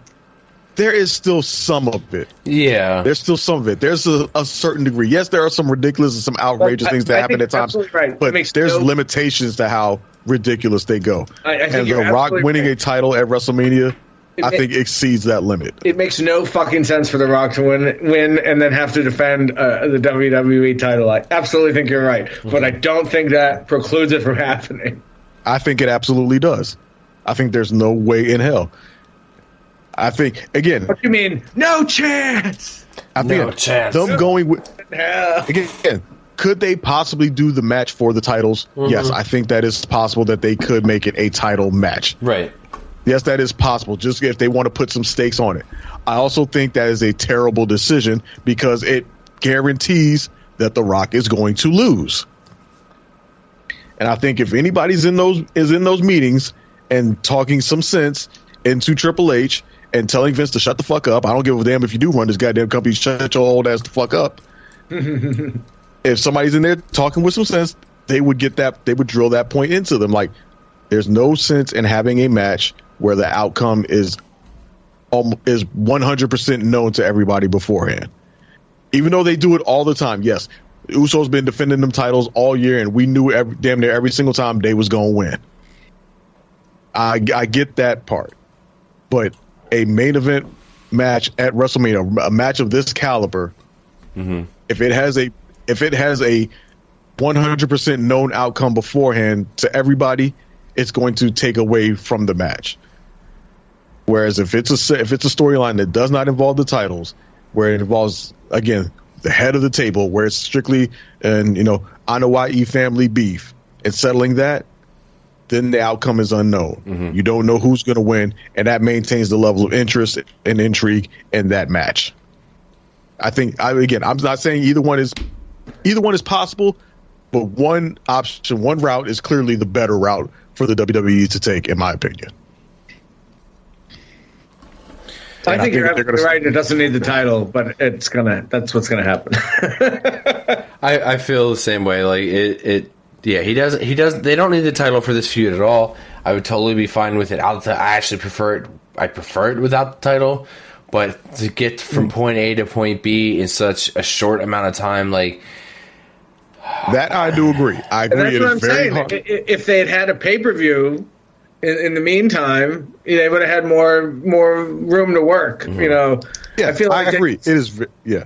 I feel like they booked them. They painted themselves into a corner a little bit. They kind of screwed themselves over. I love the idea of taking December off. I love it, but I feel like they need to plan it better. Maybe make Survivor Series kind of like a. And end kind of a lot of storylines. Obviously, you need to have some stuff going still, and then make Rumble time like a hard reset. If they choose to keep doing this, going forward, who knows? Yeah, I agree. It is extremely difficult to figure out a reasonable way to get the titles off of Roman Reigns between now and WrestleMania. Yeah, to the point there's two pay-per-views. Damn near impossible. Yeah. Especially to the point that it's damn near impossible, because I don't think anybody thinks for a second that KO is going to win either one of those titles at the Rumble. No, I mean, this is the third time. I think that would be an absolute shot. And they specifically said it's for the unified title, right? So I thought this was an opportunity to be like, KO is going to face Roman at the Royal Rumble for the third time in recent memory. I was just about to say it, the third time in a row. I mean, not in a row. Not in a row. But third time. 2017, 2021, I want to say. Right. But how many times have, the last one I recall is when total bullshit where Kevin should have won the title, but, Paul couldn't find the damn keys to the handcuffs, and the ref just is terrible counting. I mean, even Kevin Owens pointed that shit out. I thought if they were going to go with that, I thought this might be a great time to take the Raw title off of them, at least. But they've specifically are billing this match as for the whatever the hell they call it, right? The undisputed unified world heavyweight championship forever, no kickbacks. Is that tag match that we discussed? That's this Monday?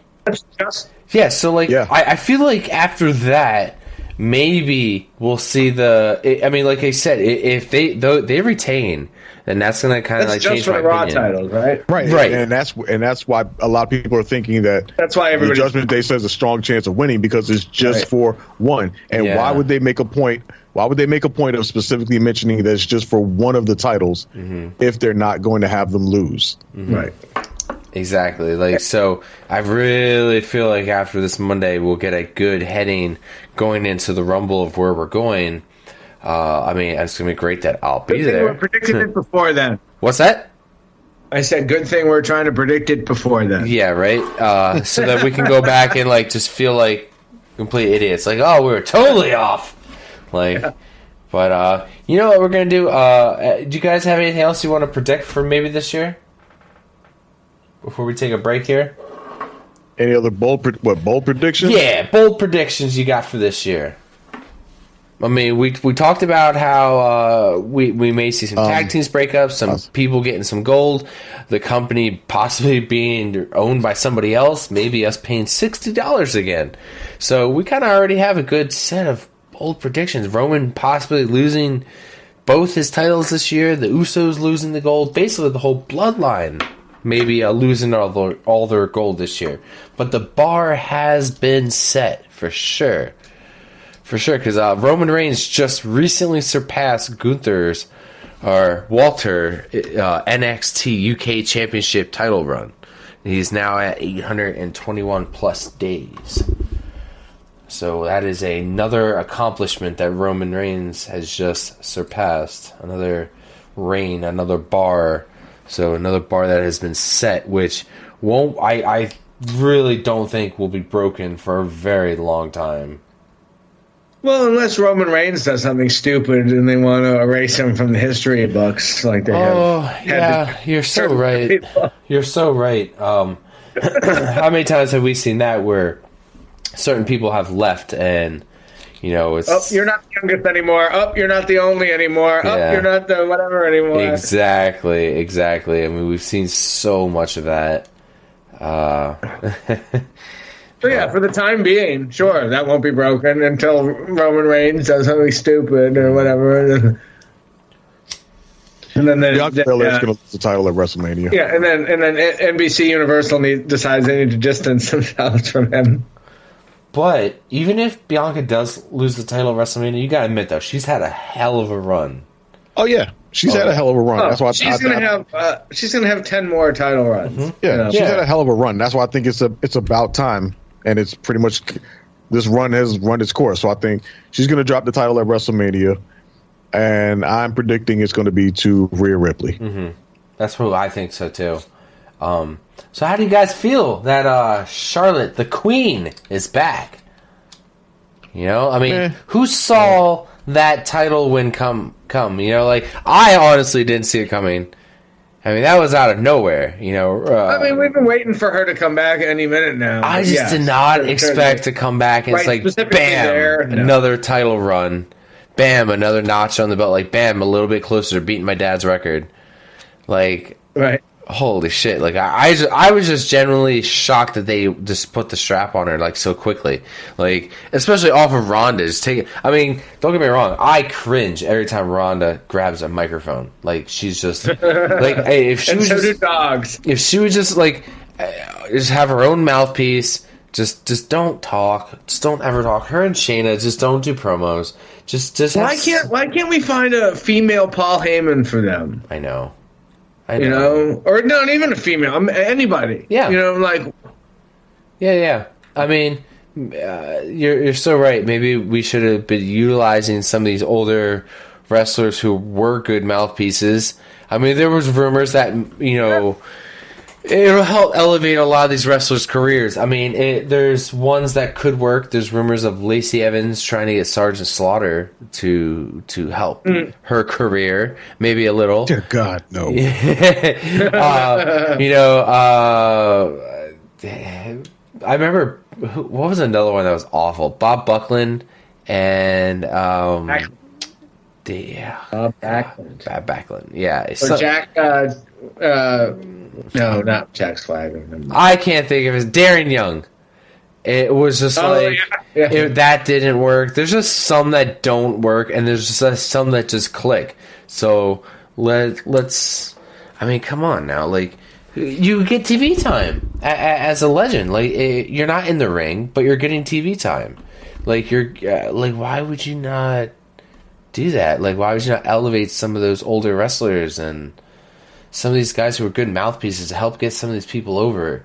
Like, now, Jerry, I wanted to talk to you about this. How do you feel about the possibility, it's been teased multiple weeks, that we might get the Hurt Business back together? Well, before I get into that, let me touch on the Charlotte thing. Oh, okay. I'm not surprised. Well, I was surprised that they went down that route. Yeah. Of putting the title on her immediately upon her return, but I wasn't shocked. Right. And as for initially, I think in regards to the face thing, initially I was kind of surprised that they brought her back as a face because I think she works so much better as a heel. Oh yeah. But the more I thought about it, it kind of made sense, just from the standpoint that the WWE needs her as a face right now, whether it's her best fit or not, because the women's division on SmackDown is leagues behind the Raw women's division as far as talent and everything goes. Like, it's just they're just not on two completely different levels. Okay. You know, Raw Women's Division is hitting on all cylinders. The SmackDown Women's Division is just fleeting and just fluttering along. And they really did. Yeah, and they really don't have a top face right now. Mm-hmm. Yep. It was just Shayna and Ronda ruling with the iron fist, beating up on a bunch of mid-carders, basically. They tried to elevate Liv Morgan to being a top face, but they botched that, to me, in terms of booking, more so than Liv's own inability to be a top face. I think she could have done it if they'd have booked it better, but they didn't. So they ruined that. They're trying to elevate Raquel Rodriguez, but she's not there yet. She's still working her way up. So they need a top face on SmackDown. So Charlotte fit that bill. I think they maybe have taken, so she gets to do that. And now she can hold the titles. And I think they may be positioning Ronda and Shayna Baszler to potentially go after the tag titles at some point, because the tag division needs some damn help. And if they're going to keep them two together as basically just running around bullies, you know, eventually it's got to pay off in some way, shape, or form. And I think that'll probably be with them eventually winning the women's tag team titles. Right. And then they'll get to have that run with that, assuming that Ronda is staying with the company for, you know, the foreseeable future and not taking another hiatus or something. Right. So, you know, that was my only thoughts on that. Now, in regards to the teases that have been going on about the possible return of the Hurt Business, all I'm going to say for now is just, yes, please make it happen and put some damn respect on them this time around, because they had a hell of a run in the past. The downside to it was that it was during the pandemic. So they didn't get a chance to really reach their full potential with having, you know, live audience interactions and having moments in front of live audiences. Mm-hmm. I think that hurt that run and limited their potential. So if they bring them back together this time around, I think, one, it'll be a good thing, because obviously a lot of people want to see it happen. And if we're getting the downfall of the bloodline, maybe they can take their place. You know, if the bloodline falls apart and falls by the wayside, it would be nice if maybe the Hurt Business rises up to take their place as a top faction in the WWE. Maybe not completely overbearing and dominant like the bloodline was, where they're just monopolizing all the top titles and leaving everybody else to fight over their Intercontinental and U.S. titles. Maybe not like that, but at least being that top faction that is a threat to everybody in the company. Does Bobby Lashley need them, though? Does he what? Like, does Lashley need them? The Hurt Business? I don't think that he necessarily needs them per se. No. All right, let's start the question. And it was nice. It was nice to see them guys getting treated seriously in their tag match. Yeah. One day. But what would you say if they reform, but not with Bobby Lashley? Then it won't work. Maybe what the hell is his name? Omos. Almost. No, it won't work. Yeah, and it needs to have Lashley. It needs to have the original four. Right. That's like Dre trying to form the Four Horsemen without Ric Flair. Yep. It's not going to work. You didn't like the no. I can't think of his goddamn name. Whatever you're trying to come up with it, no. The answer is whatever it is. The answer is no. So Paul Roma. So you think they'll keep Omos in the Hurt Business because he's still like an associate of MVPs? That's the big question. I'm thinking that's a possibility. I mean, they could use the muscle. Sure, he could be the muscle, but I like where Lashley has going. I don't know if he needs a faction right now. Yeah, I mean, didn't he just win a qualifying match for the United States title? Yeah. Again, I don't think he necessarily needs a faction per se. Like, it's not gonna, like, he doesn't need them to lift him up. Yeah. But they're better. I think they're better together. Well, yeah, as a whole, just the whole faction. Yeah. Existing together will be elevated together. Absolutely. Sure, obviously Bobby Lashley can stand on his own as an individual, just like Ric Flair could stand on his own as an individual. But there was always something special about when Flair had the Horsemen guys backing him up. Yep. When he had that click, and they always seem stronger together. Yeah, and so Bobby Lashley with the Hurt Business, yeah, he can stand on his own as, the U.S. champion and doing that. And maybe eventually he could work his way up towards, fighting for the world title again at some point. But if they get back together as the Hurt Business, that just gives them all collectively so much more momentum. And it makes them all much more interesting to see, because then it's not just the individual storyline. You're following the entire clique. Mm-hmm. Yeah, but they need to have somebody else. I mean, maybe it becomes the Judgment Day. I don't know. It looks like the Bloodline's on the decline, right? There needs to be another faction or two for them to go against, and maybe that will continue to be the Judgment Day or whatever. Well, or maybe some as yet unknown faction will emerge. Maybe, but they don't. WWE's not lacking for factions from the go against. Again, there's Judgment Day, there's Imperium, there's Brawling Brutes. Mm-hmm. I forgot about Imperium. There's factions for them to beef with, but it doesn't necessarily have to be a faction thing.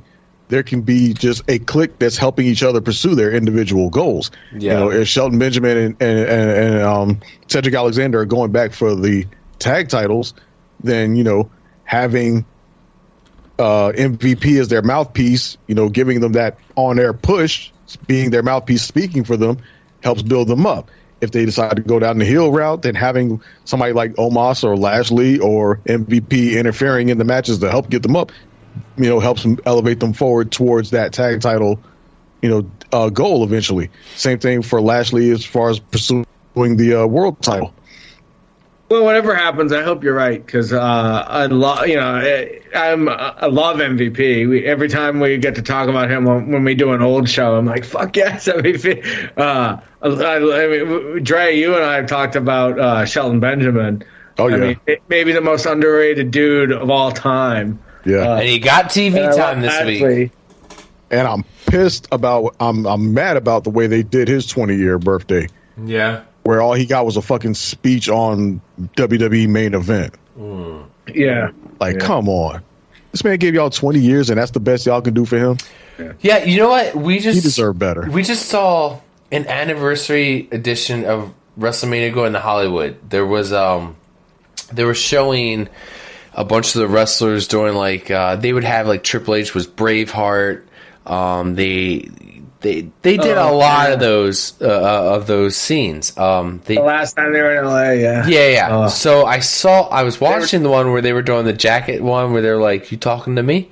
And I'm looking at all these wrestlers. I'm like, retired, movie star, and then there's Shelton Benjamin, and I'm like, we're literally gonna be. And then it cuts to a match that he's doing, and I'm like, this man is still wrestling. This man was just in that commercial. And I was talking to my girlfriend. I'm like, yeah, this was in 2002 or 2003 or whenever. I'm like, yeah. I was like, that's Shelton Benjamin. He's still going. All these other guys retired. The only other person who was in there that I saw that's still in the ring is Rey Mysterio.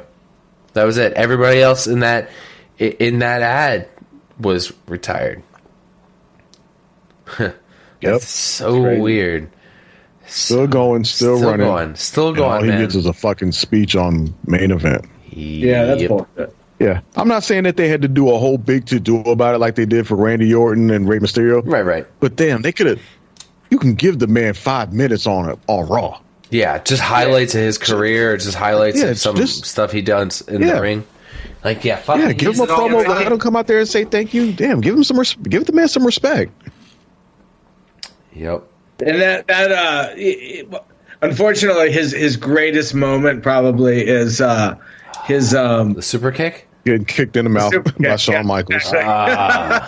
Yes, I mean there's once where he's in the very first Money in the Bank ladder match where he's running up that ladder. That's leading up against another one. That was pretty cool. I mean, I'm sure. But that's the one. I say, yeah. Before Kofi, Shelton Benjamin was having those WrestleMania moments in matches. Oh yeah, absolutely. And let's not forget about his run when he was with Kurt Angle And that's stable. World's greatest tag team. Yeah, world's greatest tag team. And Charlie Haas. For the world's greatest tag team. Yeah, anything you see video clips of that, I mean, they're right there. I mean, yeah. Charlie Haas, was that the other guy? Yeah, yep. Charlie Haas. Shelton Benjamin and Charlie Haas, world's greatest tag team, out there giving people the fucking business back in there. They were great.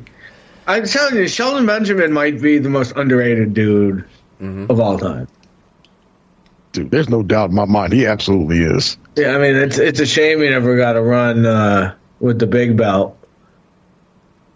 But he wasn't the greatest talker, but Jesus Christ, was he good in the ring, man. Right. He's still good in the ring. Matter of fact, okay, you asked the question, could we see the Hurt Business without Bobby Lashley? The only thing I would accept, begrudgingly, is if they made Shelton Benjamin the front man and pushed him. Yep. They made him the front man and pushed him as the leader of the new Hurt Business just to give him a title run at the end of his career. That's the only thing I would accept, even though I think that's highly unlikely. But I would accept. He's 47. Jesus. Yeah. It's highly unlikely, but I would accept it, and I would be here for it, and I would cheer for that all the way through, just because of Shelton Benjamin. I'm a huge fan of his. Love him. Well, fellas, with that said, I think we need to take a quick break here because I drank a couple beers and I need to take a quick break and then we will return. How about that? Oh yeah, here we go. I'm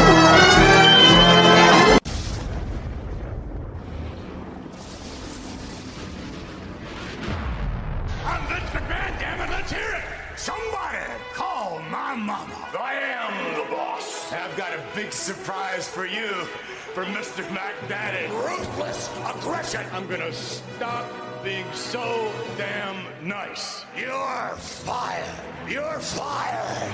You're fired. You're fired. You're fired. You're gonna burn in hell. I'll make hell look like Sunday school. I own my own competition. Shut up! Drinking on the job? What the hell is this? The WWF is mine. WCW is buried. Anything about the original ECW sucks. Shut up! There is no chance in hell. Suck it. Stand up, you make me sick. If you're an imbecile and you're from Hartford, you'll say, that's my point. I'm gonna kill it. Oh, hell no! Your record sucks. What the hell kind of name is Dreamer? Michael Cole, shut up. You're fired. You're fired. You're fired. You're fired. You're fired. Stone Cold, screw you. You're fired. It's all about the money. I'm your genetic jackhammer. You will worship me. It's me, Austin. Mr. Sucko. Ah! Where's my picture? Where's my football? Handsome son of a... Peace out, my brothers. Daddy's coming home. She just took a trump. Brett screwed Brett. You deserve to be screwed. You deserve to be screwed. I will never, ever forgive your mother for giving birth to you. Life sucks, and then you die.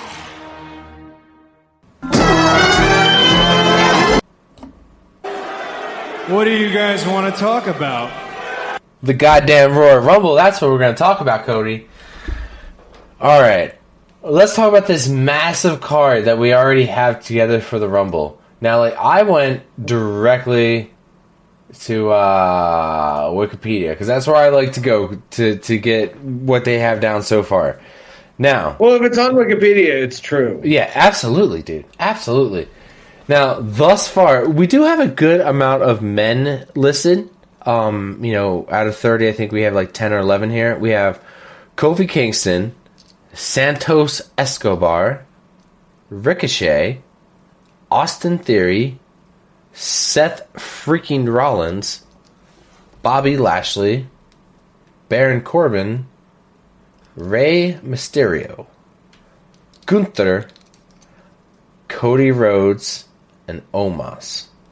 Now, this is going to be on the 28th in San Antonio, Texas, at the Alamo Dome. But we'll just discuss the men's right now, because then we'll get to the women's.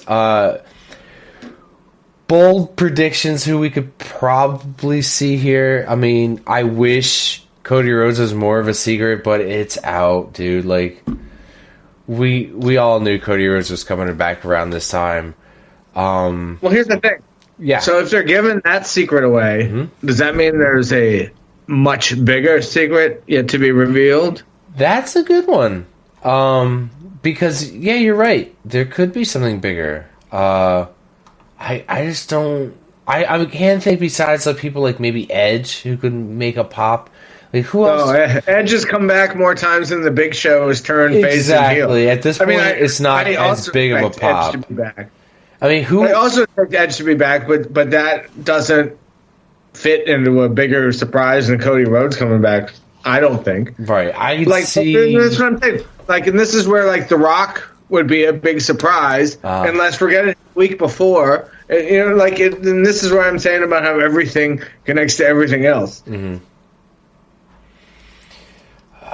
Well, The Rock could still be a bigger surprise than Cody if he does not forecast himself entering the Rumble. Mm-hmm. Now, if he shows up next week and says, "I'm entering the Royal Rumble," then yeah, you've built up hype for the event, and you're gonna see probably a spike in your numbers because people are just gonna want to see it. And when he comes out, he's still gonna get a huge pop. Absolutely, you're just gonna lose a bit of that surprise factor. Mm-hmm. But I think it will still, be hyped up, and everybody's still going to be there for it. As far as now, aside from that, do I think there's going to be any other name bigger than Cody in the Rumble? I think not. And honestly, I think he's going to be the biggest name, and I think he's going to be probably one of the latter entrants somewhere in the 20s, and I think he's probably going to win. It's disappointing and it's lackluster because it seems like everything is pretty much foreshadowed and pretty much on rails going down the exact route that we all see in front of us. But I just don't see them doing anything else different. What are the chances we see Brock Lesnar come to the Rumble? I know, I was waiting for that. Yeah, well, he could. I haven't seen him in a while. I mean, they got to set him up for something for WrestleMania, right? I mean, I think we're getting another Bobby Lashley Lesnar. Or there's a rumor, possibly of Lesnar and Gunther. So we could see him throw either one of those guys out. I think we'll get both. I think we get Lesnar Lashley at Elimination Chamber, and then I think we get Lesnar Gunther at WrestleMania. That's a good prediction. I like that. I mean, you would have one as the United States champion, the other one's the Intercontinental. You got to figure out where those titles would go, because I don't see Brock ever putting those on him. Those are beneath him. Nope. I don't think Bobby Lashley's going to win the U.S. title off Austin Theory. Isn't that weird to say? Isn't that weird to think, too? It is so weird to say. Right? Because for all intents and purposes, Bobby Lashley should beat shit out of Theory, but I think Theory needs the title more than Lashley does. Yeah, absolutely. I think Lashley losing to Theory could be the catalyst to make him finally decide to join the Hurt Business. Mm-hmm. Oh yeah. Because right now he seems reluctant to do it because he still has a lot of animosity towards MVP and such. But I think him falling short could be the catalyst that allows him to join. Or if the loss is the catalyst, maybe some circumstances around the loss, if we see a returning Brock Lesnar cost Bobby Lashley the title. I can see that too. I can see that definitely as well. What are the chances we get either maybe one of the Logan Paul or Bad Bunny?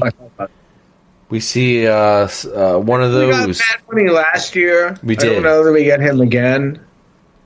Logan Paul, I think, is more probable. Mm-hmm. Yeah, I feel like okay. You want a bold prediction? Yeah, I think we might get Stephen Amell. Really? We've had him before in a match with Cody Rhodes, but not in the Rumble. Not a Rumble. Yeah, and right. And his heels set for the new season set to debut soon. Just getting ready to come back. Cody presumably will be there. They're buddies. That could be interesting. That's just a layup, or not a layup, a Hail Mary, rather. But that's a nice bold prediction. Right, I'll go. Oh yeah, I said that. That's a nice bold prediction there. Another Hail Mary I'll throw out there. Could we see possibly both Bad Bunny and Logan Paul in the Rumble and see them two get into it, leading to a WrestleMania match? I'd be okay with that. I'm not gonna lie. I've seen Logan Paul versus John Cena a lot. Has been the rumor I've seen. Really? Yeah, Logan Paul I've heard that versus John possibility. Cena. I mean, although I want Cena versus Austin at WrestleMania. Yeah, I'd much rather have Cena versus Austin theory. We're gonna talk about the Royal Rumble. We're not talking about WrestleMania. Yes. The Royal Rumble. We could see returning wrestlers like Matt Riddle, maybe, or even Randy Orton. They've both been. Randy Orton, I was going to bring up. Yeah, they've been gone both for a while. We did discuss Edge. I can see Edge that is somebody. Finn that is a pop out. that could exceed. Yeah, now that is a pop that could exceed Cody Rhodes. A surprise Randy Orton. Yes, it absolutely would, dude. He's been out for a whole year, and there's been no word whatsoever. Yes. No talk, nothing, no hype. Yep. All right, fair enough. Yeah, granted, I don't think it's going to happen because I don't think his back is healed up, and I don't think he's physically ready to return. I don't think he's recovered enough. Mm-hmm. But if it does happen, I think that would absolutely get a huge pop. Did you guys write down or guess a final four? I'm going to say it's probably going to be, if Sami Zayn is in it, Sami Zayn is definitely going to be in the final four. We know Kevin Owens isn't in it. It maybe Drew McIntyre. All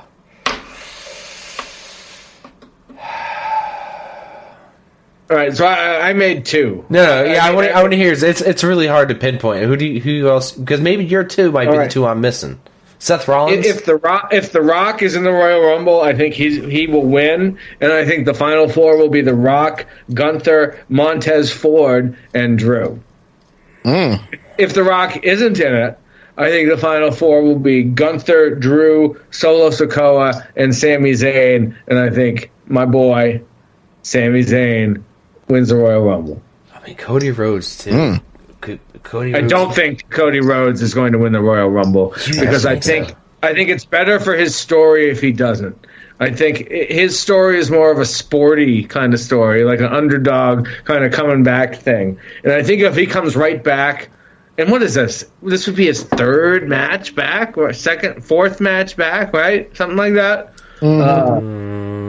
If he wins the Royal Rumble, I don't know if that does much for him. He has no story with Roman either, and Roman has no story with him.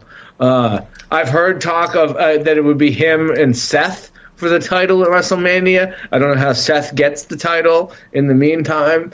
That doesn't make a lot of sense to me, but that's just like a rumor that's going around. But I think Cody's story is better served for him not to win the Royal Rumble.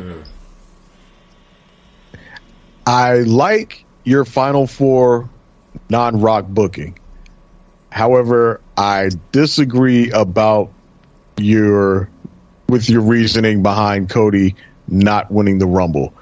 Because when he comes back, if he's not going for the title, what the hell is there for him to do? Aside from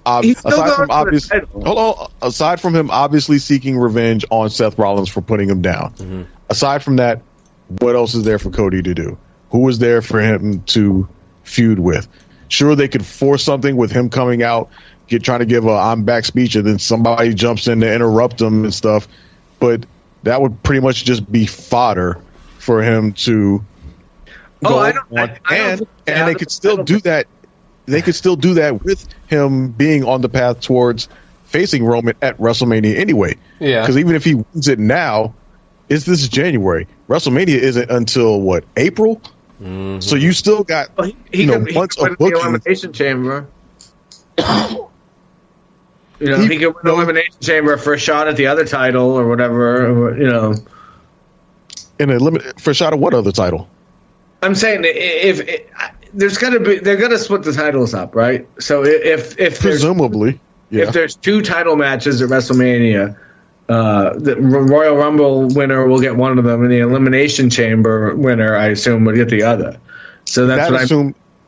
Yeah, but that assumes that the split happens before Elimination Chamber. Sure, that's just what I meant by that. But presumably that split's not going to happen because, again, we don't think nobody believes that. Nobody believes that. Yeah, I'm saying, but presumably that for the Elimination Chamber match to be for a title, it would presume that the title split happens before Elimination Chamber.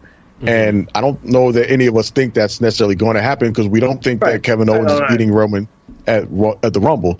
So presumably going into Elimination Chamber, Roman is still the undisputed WWE champion. Sure, and I just mean to say that Cody not winning the Royal Rumble doesn't preclude him from continuing to go after the title. It just gives him another roadblock, and I think them setting him up as the white meat babyface that it looks like they're doing.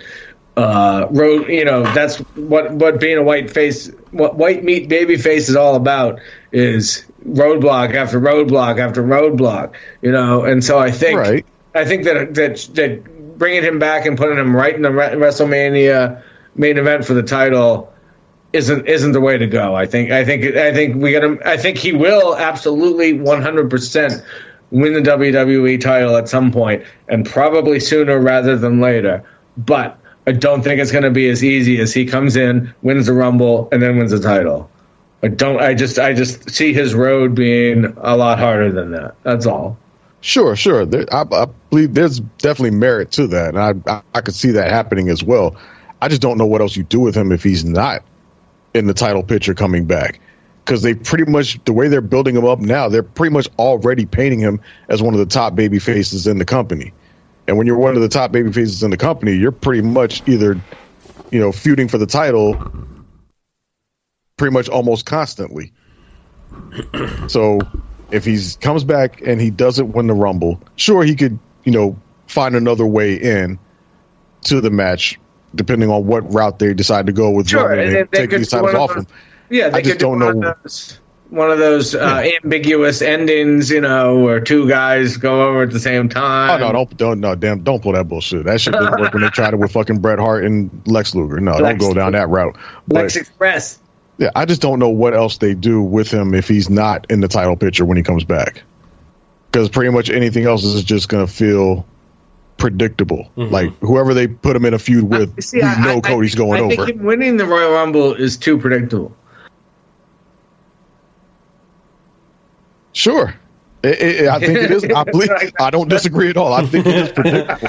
Well, I mean, it absolutely is. I just think they've kind of just painted the picture so much that it's kind of hard to see any other route that they can go. Right.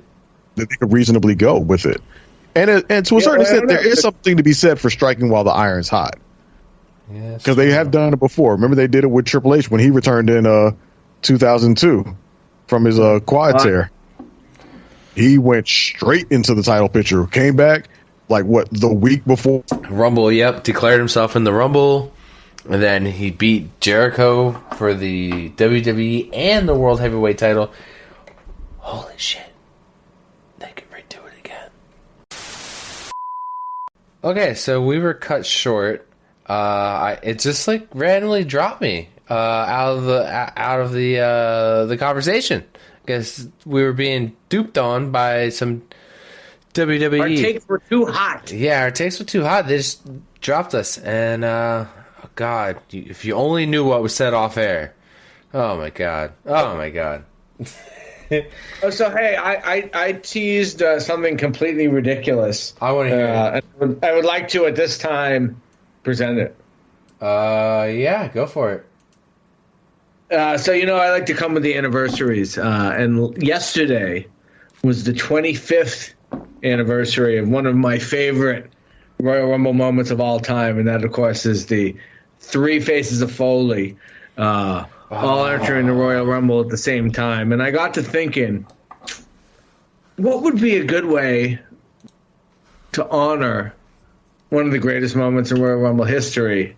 And I think it's Elias coming in kind of early, getting eliminated, going backstage, shaving the beard, coming back out as Ezekiel, getting eliminated, going backstage, and coming back. What was the third brother? Elroy? I think we only ever saw a picture of Elroy, but coming back as Elroy, I think that would be fucking hilarious. Believe it or not, this week I had to explain to my girlfriend that these were two different people. Because they are two different people. They are. I had to explain to her that they were two different people. But you know what? I've always thought of it. It would never happen. But do you know whose gimmick would be perfect for that right now? Bray Wyatt. Bray Wyatt has enough of those gimmicks that he could totally pull that off. Would he ever? No. Could it happen? Probably, but they won't do it. But like he has the gimmicks, like he could do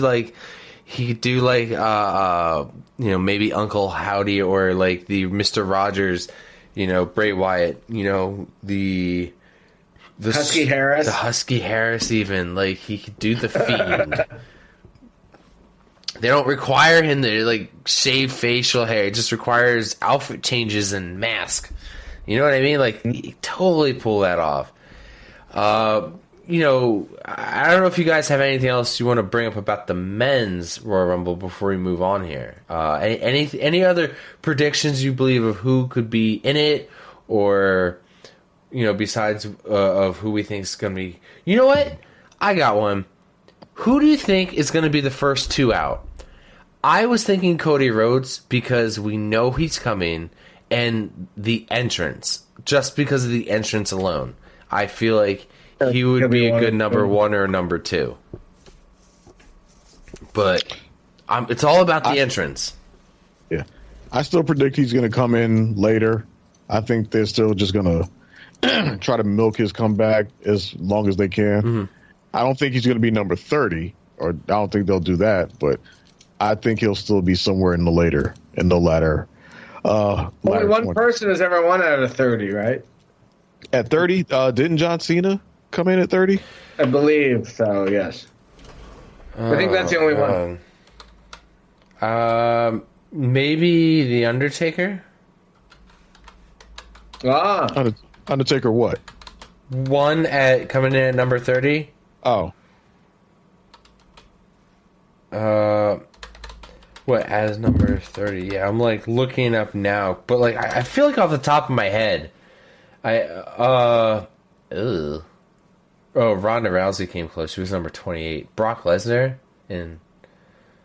Yeah, I think Lesnar was a 30 and one, wasn't he? All right, so that thing I said, just forget about it because it wasn't correct.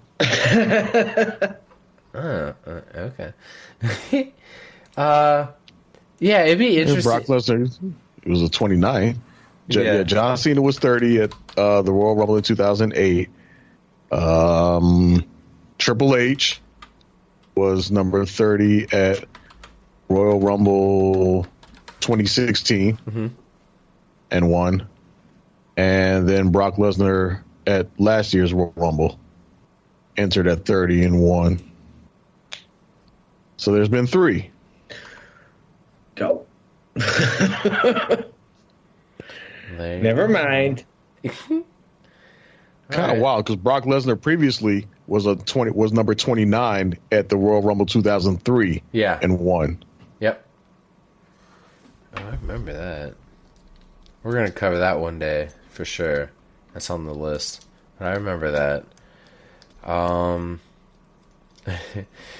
Actually, before we move on to the women's, I kind of let's move on to like some of the matches that they have here.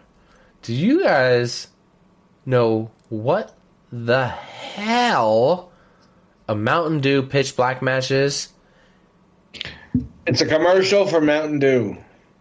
It's some gimmick that ultimately doesn't matter because we all know Bray Wyatt's going to win this match. Bray Wyatt versus LA Knight. Let me talk to you. You know, like this is. You know what? I want to give the reins to this rant because I know who wants to rant about this. Andrew, rant about. You were discussing before we even started the show about when Bray Wyatt has come back, when he's come back, and his usage since then. Well, I feel like they booked themselves into a corner, you know, like, so we were there for his return at Extreme Rules. We didn't get anything out of him at Survivor Series, and then they go 2 months without a pay-per-view. And now here we are at Royal Rumble. He's making his pay-per-view re-debut, but it's LA Knight's pay-per-view debut, right? So something has to give here. I just feel like the timing of the Bray Wyatt stuff was just totally botched. Debuting him and then we don't see him in the ring for 4 months. Like I have been clamoring for long-term storytelling for sure. And so I'm glad for that, but it's just like 4 months. And they put him in the ring with a guy making his pay-per-view debut.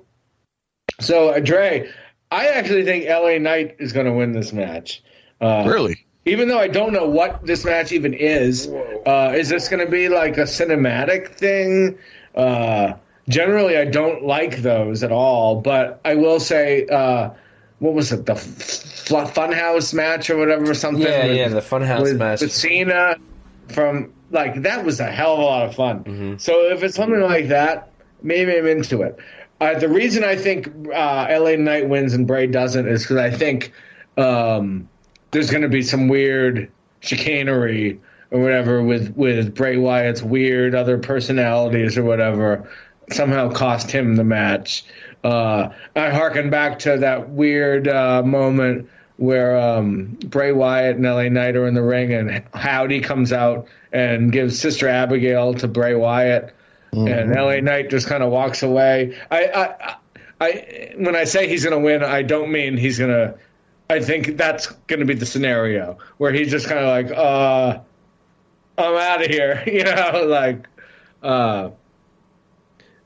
So I don't. But who the hell knows what this even is, you know? So I don't know what the rules for the match are. Who knows?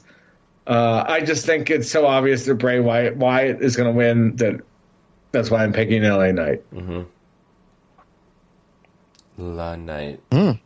I think Bray Wyatt's going to win it. I mean, I just feel like it's kind of written all over it, but there's always that one odd guy who thinks the other, and I guess that'll be you. Because I still don't know what the fuck a Mountain Dew... Why is it even... Ever the contrarian. Yeah, well, nobody knows what it is. Why can't we just call it a pitch black match? Why is it a... Why... Are they giving out free Mountain Dew? Or I don't know, but it's extremely ridiculous. Yeah, the fact that they slapped them out... If they would just call it a pitch black match, okay, everybody would just roll with it as a WWE gimmick. Yep. But slapping the fact that it's Mountain Dew pitch black match just kind of takes all the fire out of the match. Mm-hmm. Because now it just feels like some little corporate gimmick now, as opposed to any type of real match that should matter. Right. Well, next year's 2K, I better see that Mountain Dew pitch black match in that game. That's what I want. I want it now. Oh my goodness. Okay, let's move on to a less crazy match. That's an egregious topic. Yeah. Bianca Belair versus Alexa Bliss. Singles match for the WWE Raw Women's Championship. We see Alexa Bliss's character looks like she's going back maybe with Bray Wyatt at some point. She's finally getting out of this. She was doing things with Asuka for a while, and Asuka and Bianca for a while, and now she's finally doing some singles on her own. Do you guys think she walks away with the gold here, or do you think Bianca still retains all the way up to WrestleMania? I think Bianca retains, but this is getting into where I was talking about earlier, how a lot of the matches are kind of handcuffed to each other. Mm-hmm. Like this is kind of handcuffed to that the match we just talked about, the blackout match, right? Because kind of they affect each other, right? Because of this weird supernatural shit. And this is where I'm really looking for Bianca, and I've been singing her praises, and I think she's wonderful. But this is where I'm looking for her to show me some versatility, and I think that's really been the only thing I haven't really seen from her yet, because she hasn't had enough time to give it to us. But I don't want, and I've said this before, and Dre said something about a Bianca heel turn, which yes, absolutely, that needs to happen at some point. I don't know when. I don't know if it happens now, but it needs to happen at some point. She cannot continue to just be female John Cena in perpetuity, right? And she's going against supernatural forces here, right? So I think just flipping your hair around isn't going to be enough this time. So we'll see if she can give us, another dimension or whatever. And I think she can. I think like I said, I hope that she's on our televisions for the next 10, 15 years, whatever it is. And we've talked about her eventually losing the title. So what? She's gonna get it again and again and again and again. But I think she retains here, because I can't see a world in which she's not the champion going into WrestleMania. But what is going on with this Uncle Howdy shit? I feel like I complained about how they had so long to tell us this story, but I feel like they haven't told us anything. Where has this story gone? What has moved? What is anything? Who knows? So I don't know. This is, like I said, it's kind of handcuffed to that Pitch Black match, because I don't know which one comes first, which one comes second, how they affect each other, because we've seen these weird demonic figures appearing with both of them, and Uncle Howdy appearing with both of them. Are we ever going to find out who Uncle Howdy is? I have a guess who I think he might be. By the way, I think it's Bo Dallas. Let me ask you a question. Yeah. Andrew, when you say you want to see some diversity out of Bianca, do you mean diversity in terms of her in-ring performance, or diversity in terms of her character? Character. I want to see her. I want to see her go heel. I want to see her go back to face. I want to see her go heel again. You know what I mean? And right. And even just this, where for the first time we're seeing her deal with something other than just an opponent, where there's other weird shit going on.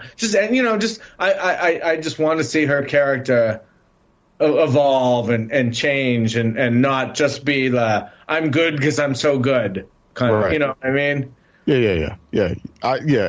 You want to see a bit. This would be a good match to see. What you'd say with an actor is range or whatever, right? Mm-hmm. Yeah, I was gonna say this would be a good match for her to show a more vicious side to her, because I think that could be what it takes to win this match potentially. That's what I'm saying. It's going to take more than just twirling your hair around, right? Right. Yeah. I think this match could go one of three ways, and I think Uncle Howdy is going to be at the center of it, because from the standpoint of Bianca's character, they're really, in terms of telling story, unless she does go the route of showing a more vicious side to overcome the match, there really isn't much in this match to further Bianca Belair as a character. Bianca as a character, pretty much this is just another opponent for her to face, to defend her title against. The real story in this match is based all around Alexa Bliss and Uncle Howdy. Mm-hmm. So I think the conclusion of this match will be centered around that and could go one of three ways. either excuse me, either one, I think Uncle Howdy shows up at the end of the match and it becomes a distraction to Alexa Bliss, allowing Bianca to get the win, which to me is kind of the most lackluster outcome of it because it's just pretty standard and cliche. Another option I think is Alexa Bliss maybe has Bianca beat, like has her possibly or has the upper hand, preparing close to winning the match. Uncle Howdy shows up, and then that drives Alexa Bliss to become even more vicious and go like almost an extreme violent route to where she like, just does something excessive or over the top to Bianca Belair and really takes her out and actually wins the match and wins the title. Or Uncle Howdy comes out and pushes Alexa to become more vicious, and Bianca matches her viciousness and returns it back to her, and we get that more vicious side from Bianca that you want to see, Andrew, and that's how Bianca wins. Yeah, are we going to see Bianca in both? Or not Bianca, I'm sorry. Are we going to see Uncle Howdy show up in both of these matches? Like, he might have to. I mean, honestly, he's all over SmackDown. I think so. They're so kind of intertwined, but then not intertwined at the same time. Yeah, they're not really they're not intertwined, but they do have that common thread running between them both of Uncle Howdy. He's clearly involved in both of these two characters right now, and this is just part of that more long-term, slower storytelling that the WWE is kind of going with right now. Because remember, the news came out a few months back that WWE had hired that one guy who used to write for Marvel, I think in their comics division, and that they were trying to go in a direction of more long-form storytelling. I think this is some of it. So yeah, to us it feels like it's dragging because we're used to WWE telling things at such a much faster pace and pretty much going from pay-per-view to pay-per-view, storyline to storyline, and most storylines being wrapped up in 4 to 5 weeks from one pay-per-view to the next. Whereas this one, it feels like they're on to the next thing before they've even finished the thing before it. Right, and this time they're taking a much slower approach to it. They're taking their time much more, and because I think it feels like it's dragging on to us because we're used to getting that that next plot point every week. This week this plot point, this week this plot point. Whereas now they're kind of taking a couple of weeks to move from plot point to plot point. Mm-hmm. And maybe we only get one plot point development at a pay-per-view in the case of this storyline, which, yes, it's going to feel slow and it's going to feel like it's just dragging and like nothing's happening. I think audiences just kind of have to accept that this is going to be a much slower burn in this story, and people are just going to have patience with it. I think we're going to see some development in this pay-per-view in terms of this storyline in some regard. I do think Uncle Howdy's going to show up in both matches, and we're going to get a plot point, basically. And whatever this storyline is, this pay-per-view is going to be a plot point. It's going to be a bookmark where something changes or something develops of significance for one of those two characters or both. I just kind of hope if they continue, and I've said this before, if they continue with taking December off pay-per-view wise, I hope they can start to get their timing right, where like this time is like build up for everything, like a jump off point for everything, kind of like what you were just saying, a new beginning for everybody, a refresh, and yeah, I mean, and as far as Bianca goes, yeah, absolutely. I want, her taking on different opponents and dealing with Supernatural, which is kind of a weird thing that only exists in pro wrestling like that. But like, whatever, even that, like, I yes, definitely want to see her doing different things, and I loved your idea of a Bianca heel turn. I'd love to see that, but yes, that's what I meant by just. I want to see more variety, for lack of a better word, out here. The only hang up I have on her is that we don't know yet if she's going to be able to do different variations of the character yet. Well, and that'll come with time. We'll find out. Well, I mean, like, if you watch some of her NXT stuff, like, I liked her as a heel on NXT because that's how I became a Bianca Belair fan. I was a fan of her heel work in NXT. So for me, when she became a face up here, that was new to me. Like that. See, I've never seen. And I just hope that they don't make her a female John Cena. No. You know? Yeah. No, that's like my biggest fear for her is that she gets like labeled as a white meat baby face and that's a merch seller and the kids just unbeatable. Right, and that's all. I hope to God that doesn't happen. No. I think if you go back and watch some of her like heel work in NXT, you could see it. You could totally see it happening again because she was a really good heel. Yeah, I've said it a million times. I think she's a generational talent. Like she is probably going to be the best woman wrestler, maybe the best wrestler. Period. But the best woman wrestler of this generation. If she doesn't get lured away by Hollywood or whatever. If she sticks around for another 10 years or whatever, and she continues to evolve and change her character up, and in the way that kind of Seth Rollins has done, and I hate to see Jericho, but if Jericho is done, if she does kind of that, she might be the best of all time. Like she has the tools, she has the tools, she has the talent. I've never seen her as a heel. I never saw any of her NXT heel work. But what I have seen from her on Raw in her work is I've seen some subtleties and some subtle moments where I've seen the potential for her to work as a heel, which is why which is kind of what led me to the idea that she could undergo a heel turn at some point.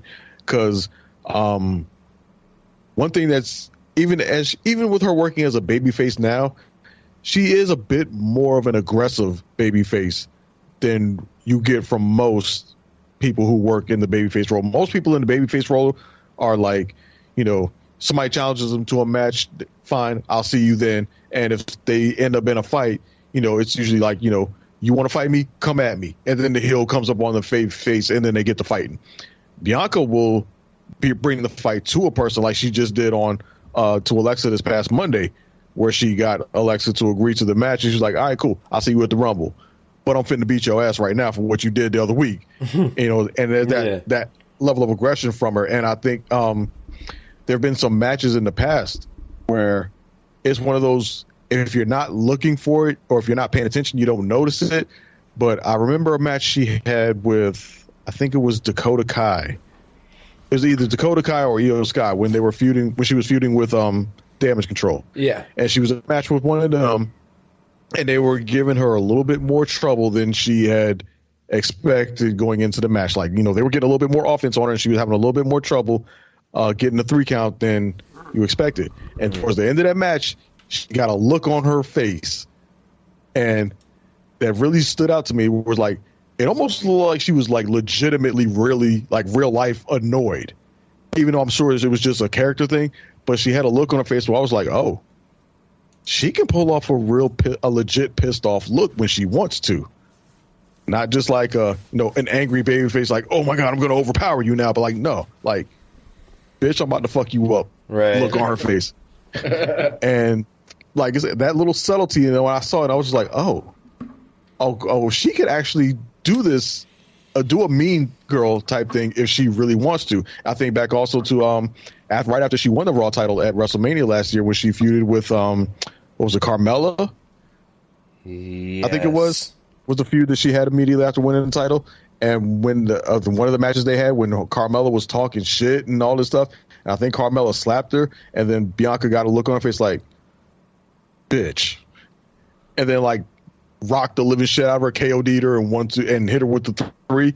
Again, the look I saw on Bianca's face was like, oh, there's a mean girl in there.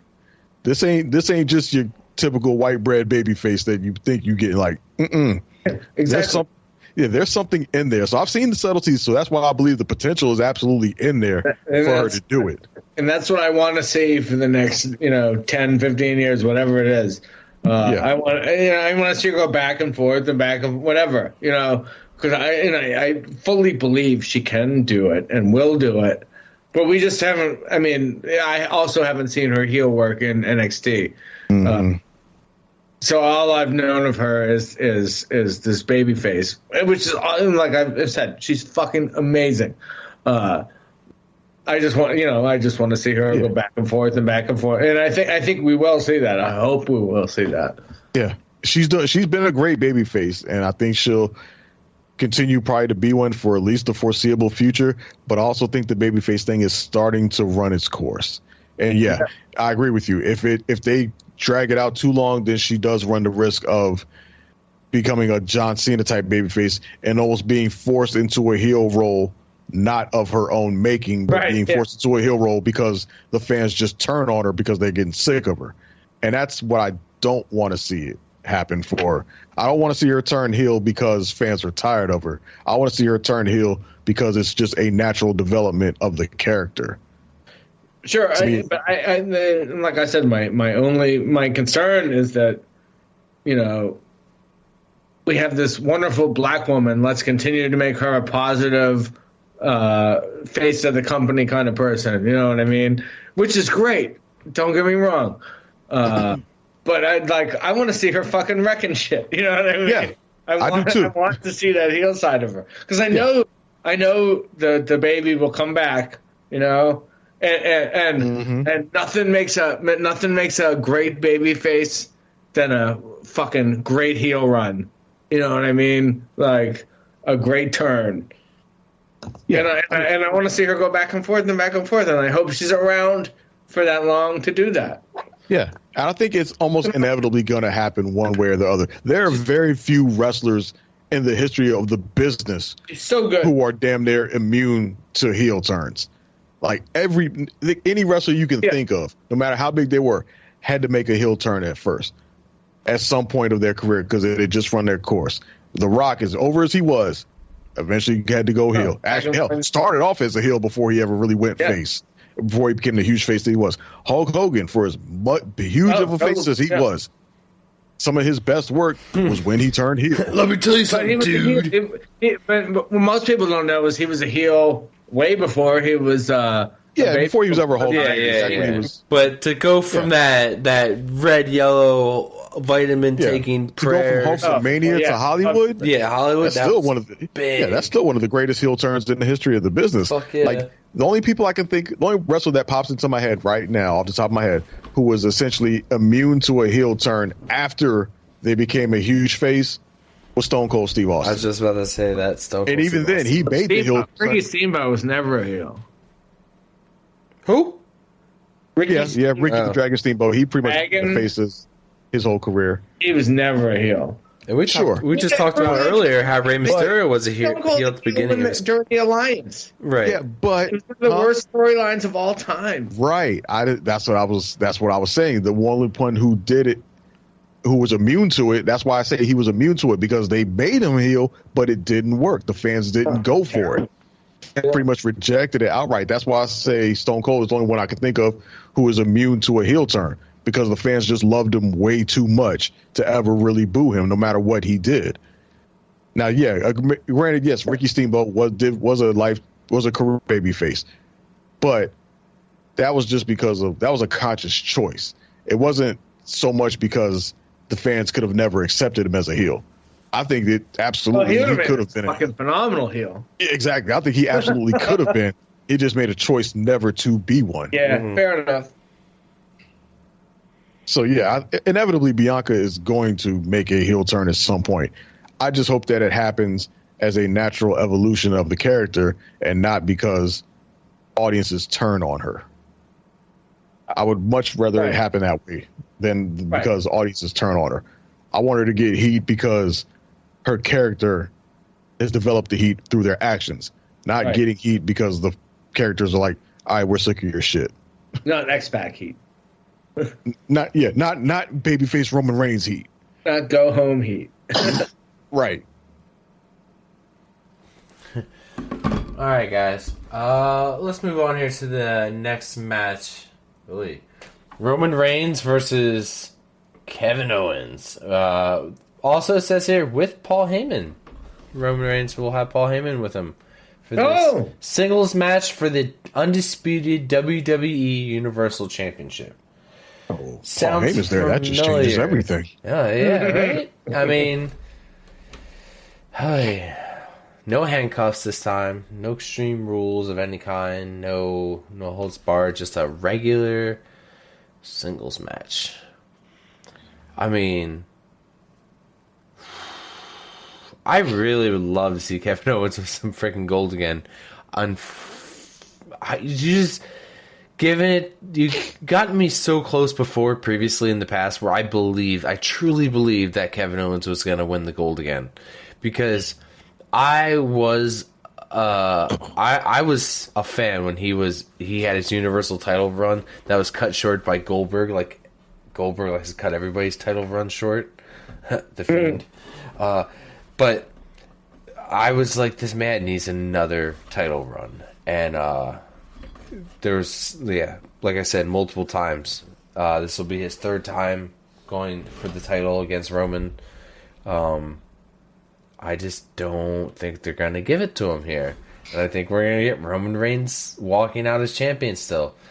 I mean, unless this is where we see the beginning of the two titles being taken off. One here and another at Elimination Chamber.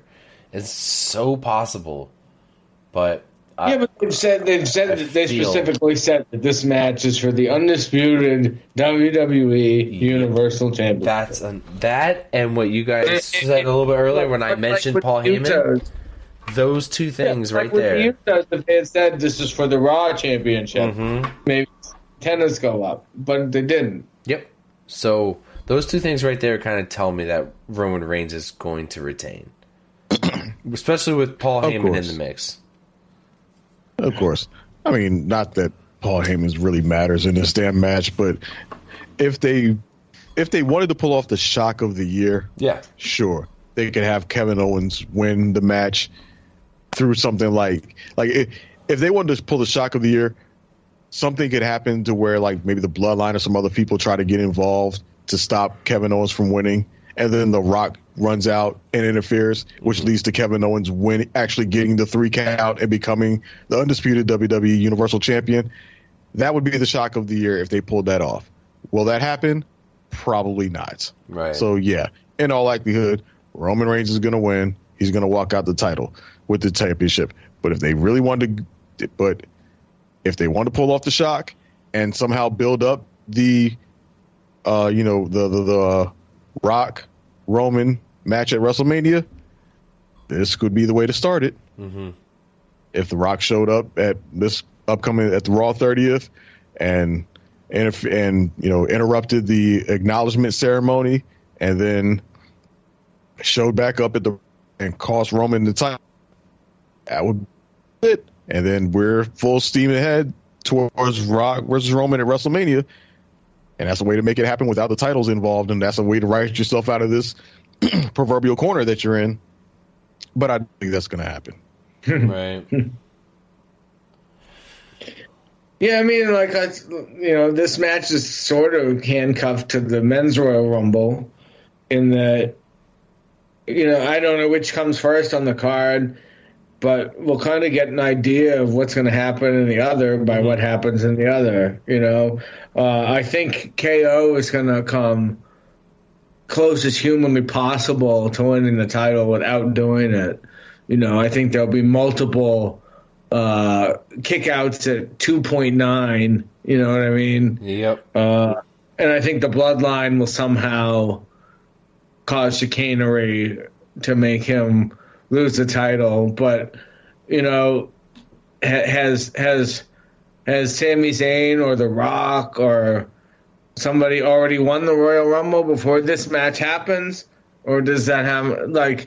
So it's really hard to kind of figure out because they both affect each other, in innumerable ways. At the end of the day, you're making me make a prediction, and I think that Roman Reigns will win. If it was just for the Raw title, that changes things, but it's not, so it doesn't. I get what you're saying about not knowing how about one affecting the other and such, but I know they've done it before where they've tried to have a men's Royal Rumble in the middle of the pay-per-view and then have other matches afterwards. I think the WWE has kind of learned this lesson to not do that shit, just because the men's Royal Rumble match sucks so much energy out of the crowd that by the time it's over, there's nothing left for anything afterwards. So I think it's a pretty safe bet that the men's Royal Rumble match will be the last match on the card, and that the title match will happen either right before it, I think possibly right before it, or sometime before it. So, I think it's a fairly safe bet that the Royal Rumble match will be last. They like to close out that pay-per-view with that imagery of that person winning the Royal Rumble, pointing at the WrestleMania sign, and having that imagery. So, I wouldn't worry about the order of the matches too much going into this. Actually, well, since we're talking about that, and I know this would totally fuck everything up because the winner of the Royal Rumble goes on to face a champion at WrestleMania, but is it maybe time to split up the women's and the men's Royal Rumbles and the women's and the men's Money in the Bank matches and the women's and the men's Elimination Chamber matches? Because are you talking about different pay-per-views? Yes. Isn't two Royal Rumble matches on the same card a lot? No, I mean, because inevitably they're, and we just saw this with the War Games, right? Right. Where inevitably you have no choice but to compare them to each other, right? So obviously one is gonna be inferior somehow, and maybe even the story doesn't want it yet or need it yet or whatever. So maybe is it? And I don't know. This is all off the cuff. None of this is in my notes. But is it time to maybe split these things up? I don't think so. I think what they were lacking this year, actually the past couple of years, I think it did good, is when they did have that all women's pay-per-view at Evolution. I didn't mind it. I was all for it because great. It did great. I'm kind of upset that they never did it again. Exactly. I thought it was going to be like an every year thing. Like, okay, the guys are, most of the men are going to Saudi, and you guys didn't take a lot of women. I get it. So give them their entire own pay-per-view. And over the years, we saw more and more women go over to Saudi, and that's great and all. And they have their matches and stuff, but I feel like they much rather have their own pay-per-view every year, and make it around this time. Then you could do, maybe you do it at the end of the year, and give them. Maybe you do it in December in lieu of company-wide pay-per-view or something. Yeah, I don't know, something like that. I guess it's still company-wide. You kind of fit it in just about anywhere. It's just that. It's like an NXT pay-per-view, I guess. You can kind of just fit it in just about anywhere. Just why? For why? Why don't you do it anymore? Okay, well that's two things that y'all brought up here. What's that? In regards to the women's Evolution pay-per-view as its own as a thing and being done more than once or whatever. It was a cool gimmick when they first did it, and yes, it was a moment. It was eventful and all that stuff. I would not be opposed if they decided to do an Evolution pay-per-view more, or as a thing once a year. I'm not opposed to that.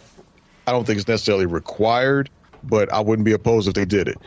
Now, in regards to separating the men's and women's major matches like Royal Rumble and such, and I'll just deal strictly with the Royal Rumble itself and not other matches like War Games or Money in the Bank and such like that, I am strongly opposed to separating the two out. Me too. I think that is a terrible idea to do, because whichever one you take off of the pay-per-view itself, you are inherently diminishing that pay-per-view. I mean, that match itself.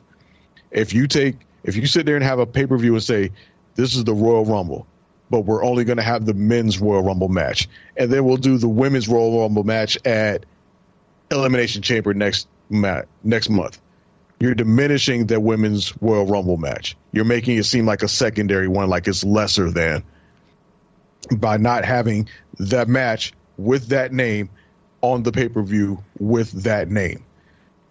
And let's just be real. They're never going to do that for the men. They would never separate out the men's Royal Rumble match from the pay-per-view called the Royal Rumble.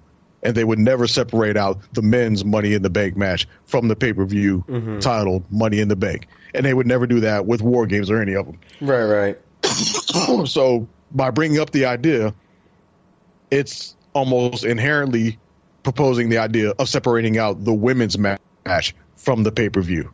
And I think that's just wrong and disrespectful to the women. Not saying that you intentionally were trying to disrespect the women with the idea. I'm not saying that you were going there. No. If anything, I was trying to give them more platform. Right. I get what you're saying.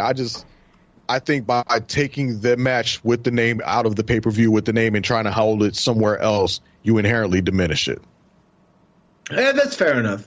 I mean, I think that sometimes the women's version of whatever match it is better. Like, I think that is Survivor Series. I thought the women's War Games match was better. I don't know. I agree with you, and I think you have to compare the two to each other, and it's not always a fair comparison. I think it comes down to booking, and ultimately comes down to a lot of times the men having to step their game up, because the women, given that they probably a lot of times feel like they are in that underdog position and still having to continuously fight to prove themselves, are always putting more effort into their matches and always putting forth more, because they always are fighting from that position of having to prove themselves. Sure, yeah. Whereas the men's Royal Rumble, the men's War Games match kind of just felt like it was just a kind of just like a hype fest, just a spot fest that was just like, all right, let's just get our biggest names and throw them in this match, and then we got a little bit of a storyline going. Yeah. Whereas the women's War Games match felt like it was much more organic. It felt like it developed much more naturally, because you already had these built-in feuds and these things that had been developing over the course of a few months, pretty much since SummerSlam. So, there was already that time invested. Whereas the men's side, it was like, all right, we got the bloodline. All right, who's our top big faces to go against it? So, that's just in that specific case, that is what led to the women's match, in my opinion, being much better than the men's match. Sure, and I'm not trying to say anybody's any better than anybody else or whatever. It's just, a Royal Rumble match in itself is at least an hour, right? If you got 30 competitors coming in at 2-minute intervals, and having you're looking at 45 to an hour. Yeah, and having a pay-per-view where 3 hours of it is Royal Rumble match. It just seems like, I don't know. Maybe it keeps the Rumble where it is, but maybe you split up the Money in the Bank matches. I don't know. I'm glad that the kind of pseudo Title IX, if you want to call it that, that the WWE is adopted. It's great. I love it. I wish they would bring back Evolution pay-per-view, although I kind of feel like they don't need to make a big deal out of it at the same time. It's a steep slope, it just feels like, like 2 Money in the Bank matches on the same card is a lot. You know, they were talking about getting rid of that pay-per-view and putting them back at WrestleMania, and I thought that was a great idea. You could split them up, you know, have one day one day two. But like an Elimination Chamber match, like do you need to see 2 Elimination Chamber matches in a row? Really? Remember them back when the brand split was heavy? There were, and I guess before they were doing women's ones, there would be a Raw Elimination Chamber and a SmackDown Elimination Chamber, and I thought the same thing, that it was too much. You don't need 2 fucking Elimination Chamber matches at the same time. And sure, I get what. The roster's gotten larger, and then pay-per-view times have gotten longer. I mean, especially with the amount of wrestlers that they acquired, they have to have more TV time for these guys. Yeah, and it's all about equality. We're no longer having those 4-minute women's matches like we talk about when we do the Ruthless Aggression era episodes. It's always discussed how the women always get like 4 or 5 minutes, but the men will get like 15, 20 minutes. So now it's all about equality, which is absolutely fair. You know, that they do it this way. You know, no, that's great. But yeah, so and I think. Well, I was in regards to the Royal Rumble match itself. I think that match itself is unique enough to where 2 of them on the show work. Yeah. For terms of men and women, because a lot of the spectacle of the Royal Rumble match is one, seeing all the wrestlers going at it in the ring, also seeing who's going to come out with each bell, with each buzzer, seeing old faces come back, seeing, you know, who the top person is going to be when they're going to come in. It's like, I think that is a unique enough match to where 2 of them can happen.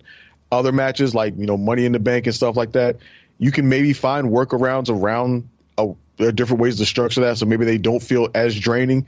But I still think the one thing you cannot do is have a men's version of it on a pay-per-view and not have the women's version on the same show. I think no matter how you try to spin it, if you split them up and take one off the show and try to have it somewhere else, you just inherently diminish it and make it seem like a lesser than thing or a secondary thing. If you're going to do it on a pay-per-view and have one and not have the other, you're setting yourself up for problems. Like, imagine if they had an Elimination Chamber pay-per-view this year and they decided we're only going to do the men's Elimination Chamber match. We're not going to have a women's Elimination Chamber match. You're setting yourself up for a hell of backlash from the audience and on social media and other stuff like that. Well, they could Elimination Chamber pay-per-view at all. Right. Yeah. It's going to have to be an all or nothing thing, but you can't do a split. You can't try to take one on one show and then another on the other and call it the same thing. No, you can't try to do one and not do the other. What I meant is not call a pay-per-view Elimination Chamber. They could still do a men's Elimination Chamber and the women's Elimination Chamber. You just don't call a pay-per-view Elimination Chamber. That was all I meant by that. Sure, but then that would just, if you want to separate the match, if you want to do away with the pay-per-view itself, but still keep the match and then have the match, sure. But even then I think it's still kind of sketchy if you had even if you tried to do it on another pay-per-view, say like you had like, you know, I don't know, Judgment Day pay-per-view or whatever, and decided, okay, at this Judgment Day we're gonna have the Elimination Chamber match. I think you have to be very careful with that in order to avoid that potential backlash of having one without the other at the same time. You would have to be careful about it, and it would have to, you know, be developed through story and told in a way that feels natural and feels like it makes sense specifically for that story.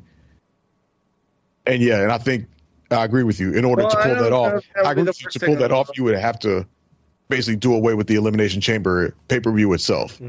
That's the first step. You'd have to get rid of the pay-per-view itself, because there's no way you can have the pay-per-view and not have the matches. Right. Yeah, sure. And then if you're going to have the matches, you got to have both of them. So if you want to have any hope of trying to split it up, you have to get rid of the pay-per-view and then you have to naturally tell a good enough storyline to warrant having only one of that type of match at a particular show. Okay, well, I mean, we've had pay-per-views with a women's Hell in a Cell match, right? Right. That's what I'm saying. Like along that sense, right? But the pay-per-view didn't have to be called Hell in a Cell. Right. That's the point I'm making. It has to naturally make sense for the match to happen. It has to naturally develop to where, like, I think that's an advantage, actually, because like an Elimination Chamber just happens every year because it has to happen at this point in the year. Right. Mm-hmm. Whereas if it was more organic, there was actually like 5 guys that have a legitimate, gripe for the title or whatever. If you could have that and just say, I don't know. I was going to say August, but the SummerSlam. Yeah, if you were just going to have that in June, all of a sudden, and like, so what? You know, just because this month is the month that we have the Elimination Chamber pay-per-view shouldn't mean we have to have it. You know what I mean? Right. Yeah, and I agree with you. And I think arguing about something completely off topic, which we're already way off topic anyway. Yeah, but I agree with everything that you're saying, and I think that would actually work a lot better for the WWE if they went back to just making the Elimination Chamber just a special match and not its own dedicated pay-per-view where you have to force this thing to happen. Because let's not forget, the first ever Elimination Chamber match happened at Survivor Series. It wasn't. Sure, I mean, like the same with Money in the Bank. Why does Money in the Bank have to happen every whatever month it happens in September or whatever? Like. Why can't it just happen for the men this year? It's going to happen in February, and for the women this year, it's going to happen in September. And then next year, maybe the women will be in March, and the men will be in December. Whatever. Sure, and that could happen, and it would make a whole lot of sense to do it, and probably work out better for the WWE in the long term. But the first step to it is getting rid of the pay-per-views that carry the name. Sure. That's the first thing they have to do. And until they do that, aren't even a thing anymore anyway. Yeah, but and until they get rid of those named pay-per-views or those named PLEs, then PLEs. I'm sorry, PLEs. You're right. Yeah, you're right. Until they get rid of those named shows, there's really nothing that can be done. As long as those named shows exist, you got to do both at the show. Yeah. Well, as much as you don't like it, Drew, we're gonna go over the women's Royal Rumble match here. I like it. so if they started, he would just rather it happen at halftime of the Super Bowl. Yeah. Yes, right. So far we have Liv Morgan. I really did like it with people though. I wish they'd bring them back. Right. So far we have Liv Morgan, Candice LeRae, Rhea Ripley, and Raquel Rodriguez. Rumored entrants: Alexa Bliss, I don't know how, Asuka, Bayley, Becky Lynch, Dana Brooke, both of the Bella twins. Yeah, I wrote that down too. Doudrop. Rumored entrants: the entire women's roster. Yeah. Mia Yim, Nikki Cross, Serena, Charlotte, Emma, Naomi is on here. Sasha's even on here as a rumor. Shayna Baszler. You can scratch that out now. And Trish, I would say probably too. Yeah, it's like that's how I always feel like for any of the women's Royal Rumble, like it's like you have no choice but to pick every woman on that roster to be in that match. Yeah. Any able-bodied woman. Yeah, pretty much. Yeah. Some NXT call-ups from like Toxic Attraction this year. Now, see, you know what this is an idea I had the other day. Yeah. What I think, I'm glad you mentioned NXT because you just reminded me of this. Yep. I think that given that everybody pretty much knows that NXT is WWE's developmental territory, it's pretty much their minor leagues, more or less. People start off at NXT, and when they're ready and good enough, they get called up to the main roster. I think WWE would be well served to have a little bit more integration of their NXT into the main roster. Not the entire roster, but certain things that just kind of help reinforce that pipeline of NXT to WWE and a better way of integrating some of those stars onto the main roster potentially before they actually make their main roster call up. And one way I think they could do that I think would be really good is that the NXT champion and NXT women's champion are automatic entrants in the Royal Rumble. Yes. Just by virtue of I was actually gonna say I think Braun Breaker will be in the Rumble, but I forgot to mention that. But yes, I think that's great. That's a great idea. Yeah, but not doing it as a surprise thing.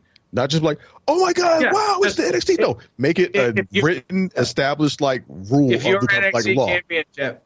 If you're a champion, you're automatically in. That's awesome. Get an automatic bid. Love it.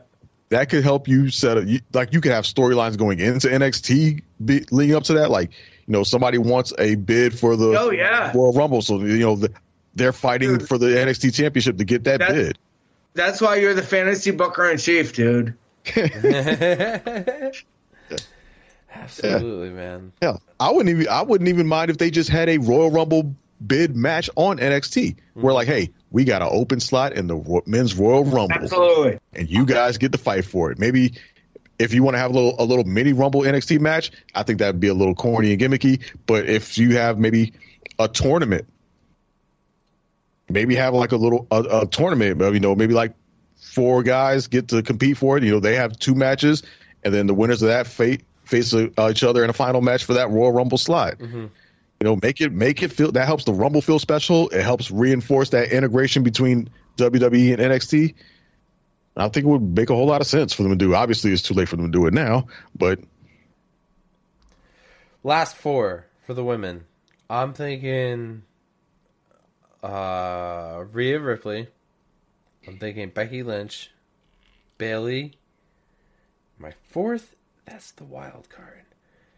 That is, do you guys think who'd you say so far already? So far I have Bayley, Becky Lynch, Rhea Ripley, maybe Liv Morgan, or Raquel Rodriguez as the 4th. Because that's hard to find a good 4th because, like, I think Raquel will be one of the last 4 because they really seem intent on building her up. Yeah, exactly. I have her in my final 4 also. Okay, so I'm not crazy because it does seem that way. That she's not there yet, but like, let's get her in the final 4. Let's get some eyes on Raquel. her. I think Raquel and Rhea are pretty much locked in my book for the final as 2 of the final 4. Because I think Rhea's going to win it. Yep. Is it Ronda? So I think Raquel. Ronda? Yeah. Win? Well, no, not win it, but will she be in it? Yeah. She'll be in the Rumble itself because I feel like I think she will. Shayna Baszler will. I just like sometimes I wonder if it's like is this beneath? I think Ronda? they're both going to be in it. She doesn't want to be in it, but yeah, you're right. Maybe they'll both be in it. Yeah. Yeah. There we go. Well, I mean, any other bold predictions, guys, for this Rumble? Well, I got Rhea winning. My final 4 though is Rhea. Yeah. Raquel Rodriguez, Io Sky, and Shayna Baszler. Okay. Io. Okay. And Shayna. Huh, that's interesting. I think I do have Rhea winning as well. I think my final 4 would be Rhea Ripley, Raquel Rodriguez, Becky Lynch, and number 4, I'm going to say, I think Bayley. Yeah. I think it's going to be Bayley, Becky, Raquel, and Rhea. That's a safe bet. That is a safe gamble, gentlemen. Man, this was a long episode. Quick question. Yeah. Do you think we can see any surprise women entrants from outside WWE, like we saw with Melina last year? And Mickie James. Like Mickie James. Also, yeah, I'm about to say my 2. I think they might bring back Melina again because she got a pretty good pop last year. Yeah, and she kind of got unceremoniously eliminated early because she botched the spot. So I think they might bring her back and give her another chance. And I think we might see Mickie James. Those are my two. Who is the current TNA Knockout champion? I have no idea. What about Carrie Sane? She might be on the list, maybe. Jordan Grace. No, I don't see her showing up. I heard rumor Chelsea Green has been signed to the company for quite some time, so I could see her making a return at the Rumble as well. Totally. Well, kind of off subject, but totally random thought that just popped in my head. Yeah. You know who I would love to see as a surprise entrant in the Men's Royal Rumble and would absolutely make my day, but I know 100% it's probably not going to happen. But I would love to see it anyway. Is it Hornswoggle? Fuck no. Who is it? The Great Muta. You know what? I almost said that earlier. The great, just because he's on his farewell tour. Yeah, he's on his farewell tour. I would love to see him. Oh my God! The Royal Rumble. I would love to see that. I swear to Christ, I have that written down. But I just 60 years old. I swear to God, he could do it. I have a list. I have a list of surprise and male entrants, and I swear to God, he's on there. But I didn't say it. Dude, I would mark That'd the be fuck awesome. out. That would be so awesome if he got to be in the Royal Rumble as part of his farewell tour. Yep. And one of the great things about the post Vince era has been the acknowledgement of things outside of WWEF, even down to they acknowledged fucking Don West. Yeah, you know what I mean, when he passed, and Michael Cole acknowledged it on SmackDown. Yeah, and I expect that they will do the same for Jay Briscoe. Right? I would hope so. Even though he kind of blackballed himself from whatever, doesn't matter. Yeah. I agree with you. They've acknowledged Japan. They've acknowledged they had Mickie James last year as the Impact champion, right? Like, yep, that kind of thing never like in the 80s and 90s. If you left the WWF to go somewhere else, you didn't exist. Yeah, right. You stopped existing for 3 years or whatever it was, right? Like, so it's kind of cool that we live in this era where they're acknowledging the other shit that the wrestling world is bigger than just the WWE. Yeah.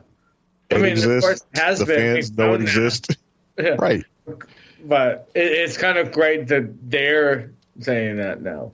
Exactly. And it's about time. Like, it was easier to pull that stuff off in the 80s and 90s and stuff to act like other things didn't exist because the world wasn't as interconnected as it is now. Right. But now you can't sit here and try to act like you exist in a vacuum and like people don't know that these people exist outside of the squared circle and that wrestling is bigger than just your company.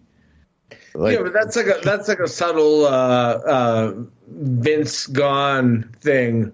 Yeah, it's a Vince thing. It's a old tradition and type thing, that almost like that fourth wall, like don't break the fourth wall type thing and this, that, there. But that shit is long past its expiration date. Mm-hmm. Sure. And acknowledging that these other companies exist and having periodic interactions with them and finding opportunities to work together and collaborate and stuff can only help you and boost you up. I agree. It only helps, like a rising tide lifts all ships. Yeah, and actually, I'm sorry, going to go way back to the beginning of this conversation where we were talking about the cons possibly buying the WWE and how Vince would never sell to them. Yeah. And even if he would, like, we shouldn't want that as wrestling fans, right? Like, things have never been better than having two viable companies with TV time. You're talking about the prospect of AEW buying WWE? Yeah. Well, I just mean we should not want that. We want this company. Oh, yeah, I agree with you. Yeah, that would be terrible. Like the years when WCW went away and it was just basically WWFE against the indies or whatever were some of the worst years. You know what I mean? It wasn't a lot to, competition, the rising tide lifts all boats, right? You just said it. We shouldn't want the cons to buy, even though I don't think it'll ever happen, but we should want to have AEW is great for WWE and vice versa. Right. Yeah, they help push each other. They drive each other to be better. Absolutely, I agree. And if AEW just gets better, then that would only serve to push WWE better. And as far as getting back to that subject, among the potential buyers for the WWE, I think the worst option is Saudi Arabia. Yes, the second worst option, the worst option is Saudi Arabia. The second worst option would be AEW. Yes, because if AEW were to buy WWE would essentially die. There's no way that they would buy WWE and still treat WWE like it was the bigger company than the one that they actually built up and created themselves. Yep. They would basically kill off WWE, integrate their stars into that. It would be terrible. It would be absolutely terrible. So, I think those two are – I think Saudi is a more – if I was to put percentages on them, I think there's a higher percentage of Saudi Arabia buying than AEW, but I think both of them are equally terrible options, and both of them are highly unlikely. Right. Boy, I hope so. Well, gentlemen, this was a very long episode.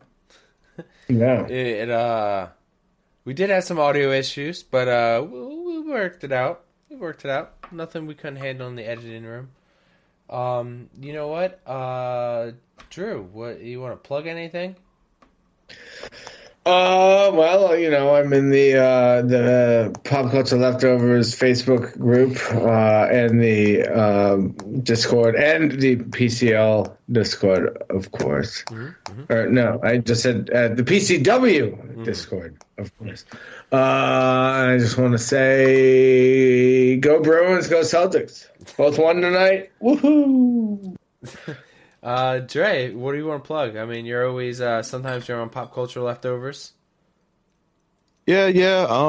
Haven't been on there anytime recently, unless you're a Patreon subscriber to Pop Culture Leftovers. Then I was on there, most recent one, along with you, where we did the Family Feud thing. Oh, yeah. But outside of that, you can find me on Discord, Outlaw Star. And since we're hyping up teams going in this weekend, I'm going to say Fly, Eagles, Fly.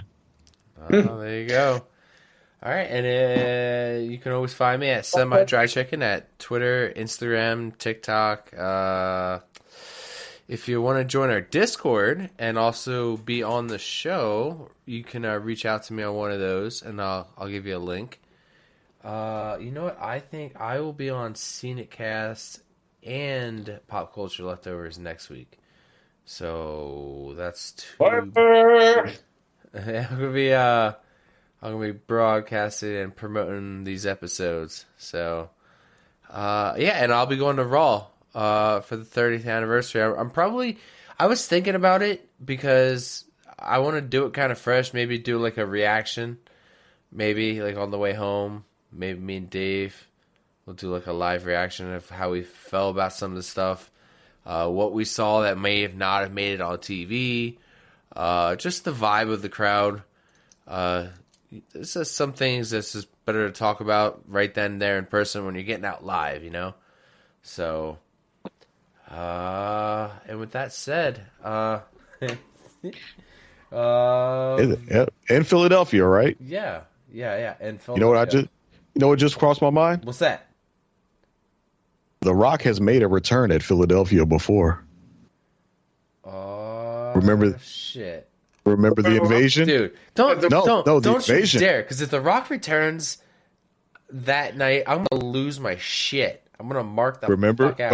All I'm saying is remember the invasion storyline where he came back and there was the whole thing where he going to join WCW or WWF, and there was Shane events in the ring, and he shook Shane's hand and rock bottomed the shit out of Shane, and then No, he shook Vince's hand and rock bottom the shit out of Vince. And then Shane was all like, yeah. And he looked at Shane and smiled, shook Shane's hand, rock bottom Shane. That happened in Philadelphia. Dude. Well, you know what else happened in Philadelphia was when Roman Reigns won the Royal Rumble and The Rock came out to, like, crown him, supposedly. And they booed the living shit out of him. Yeah. Well, you know what? Shut up, bitch! Oh my God! And his name is John Cena! Give me what I want. Give me what I want!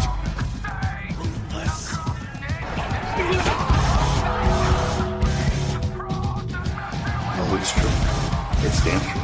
It doesn't matter what your name is!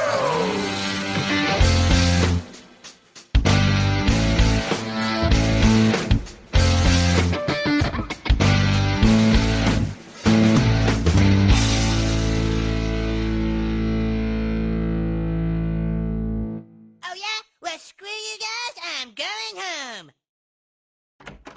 Bye. Have a great time.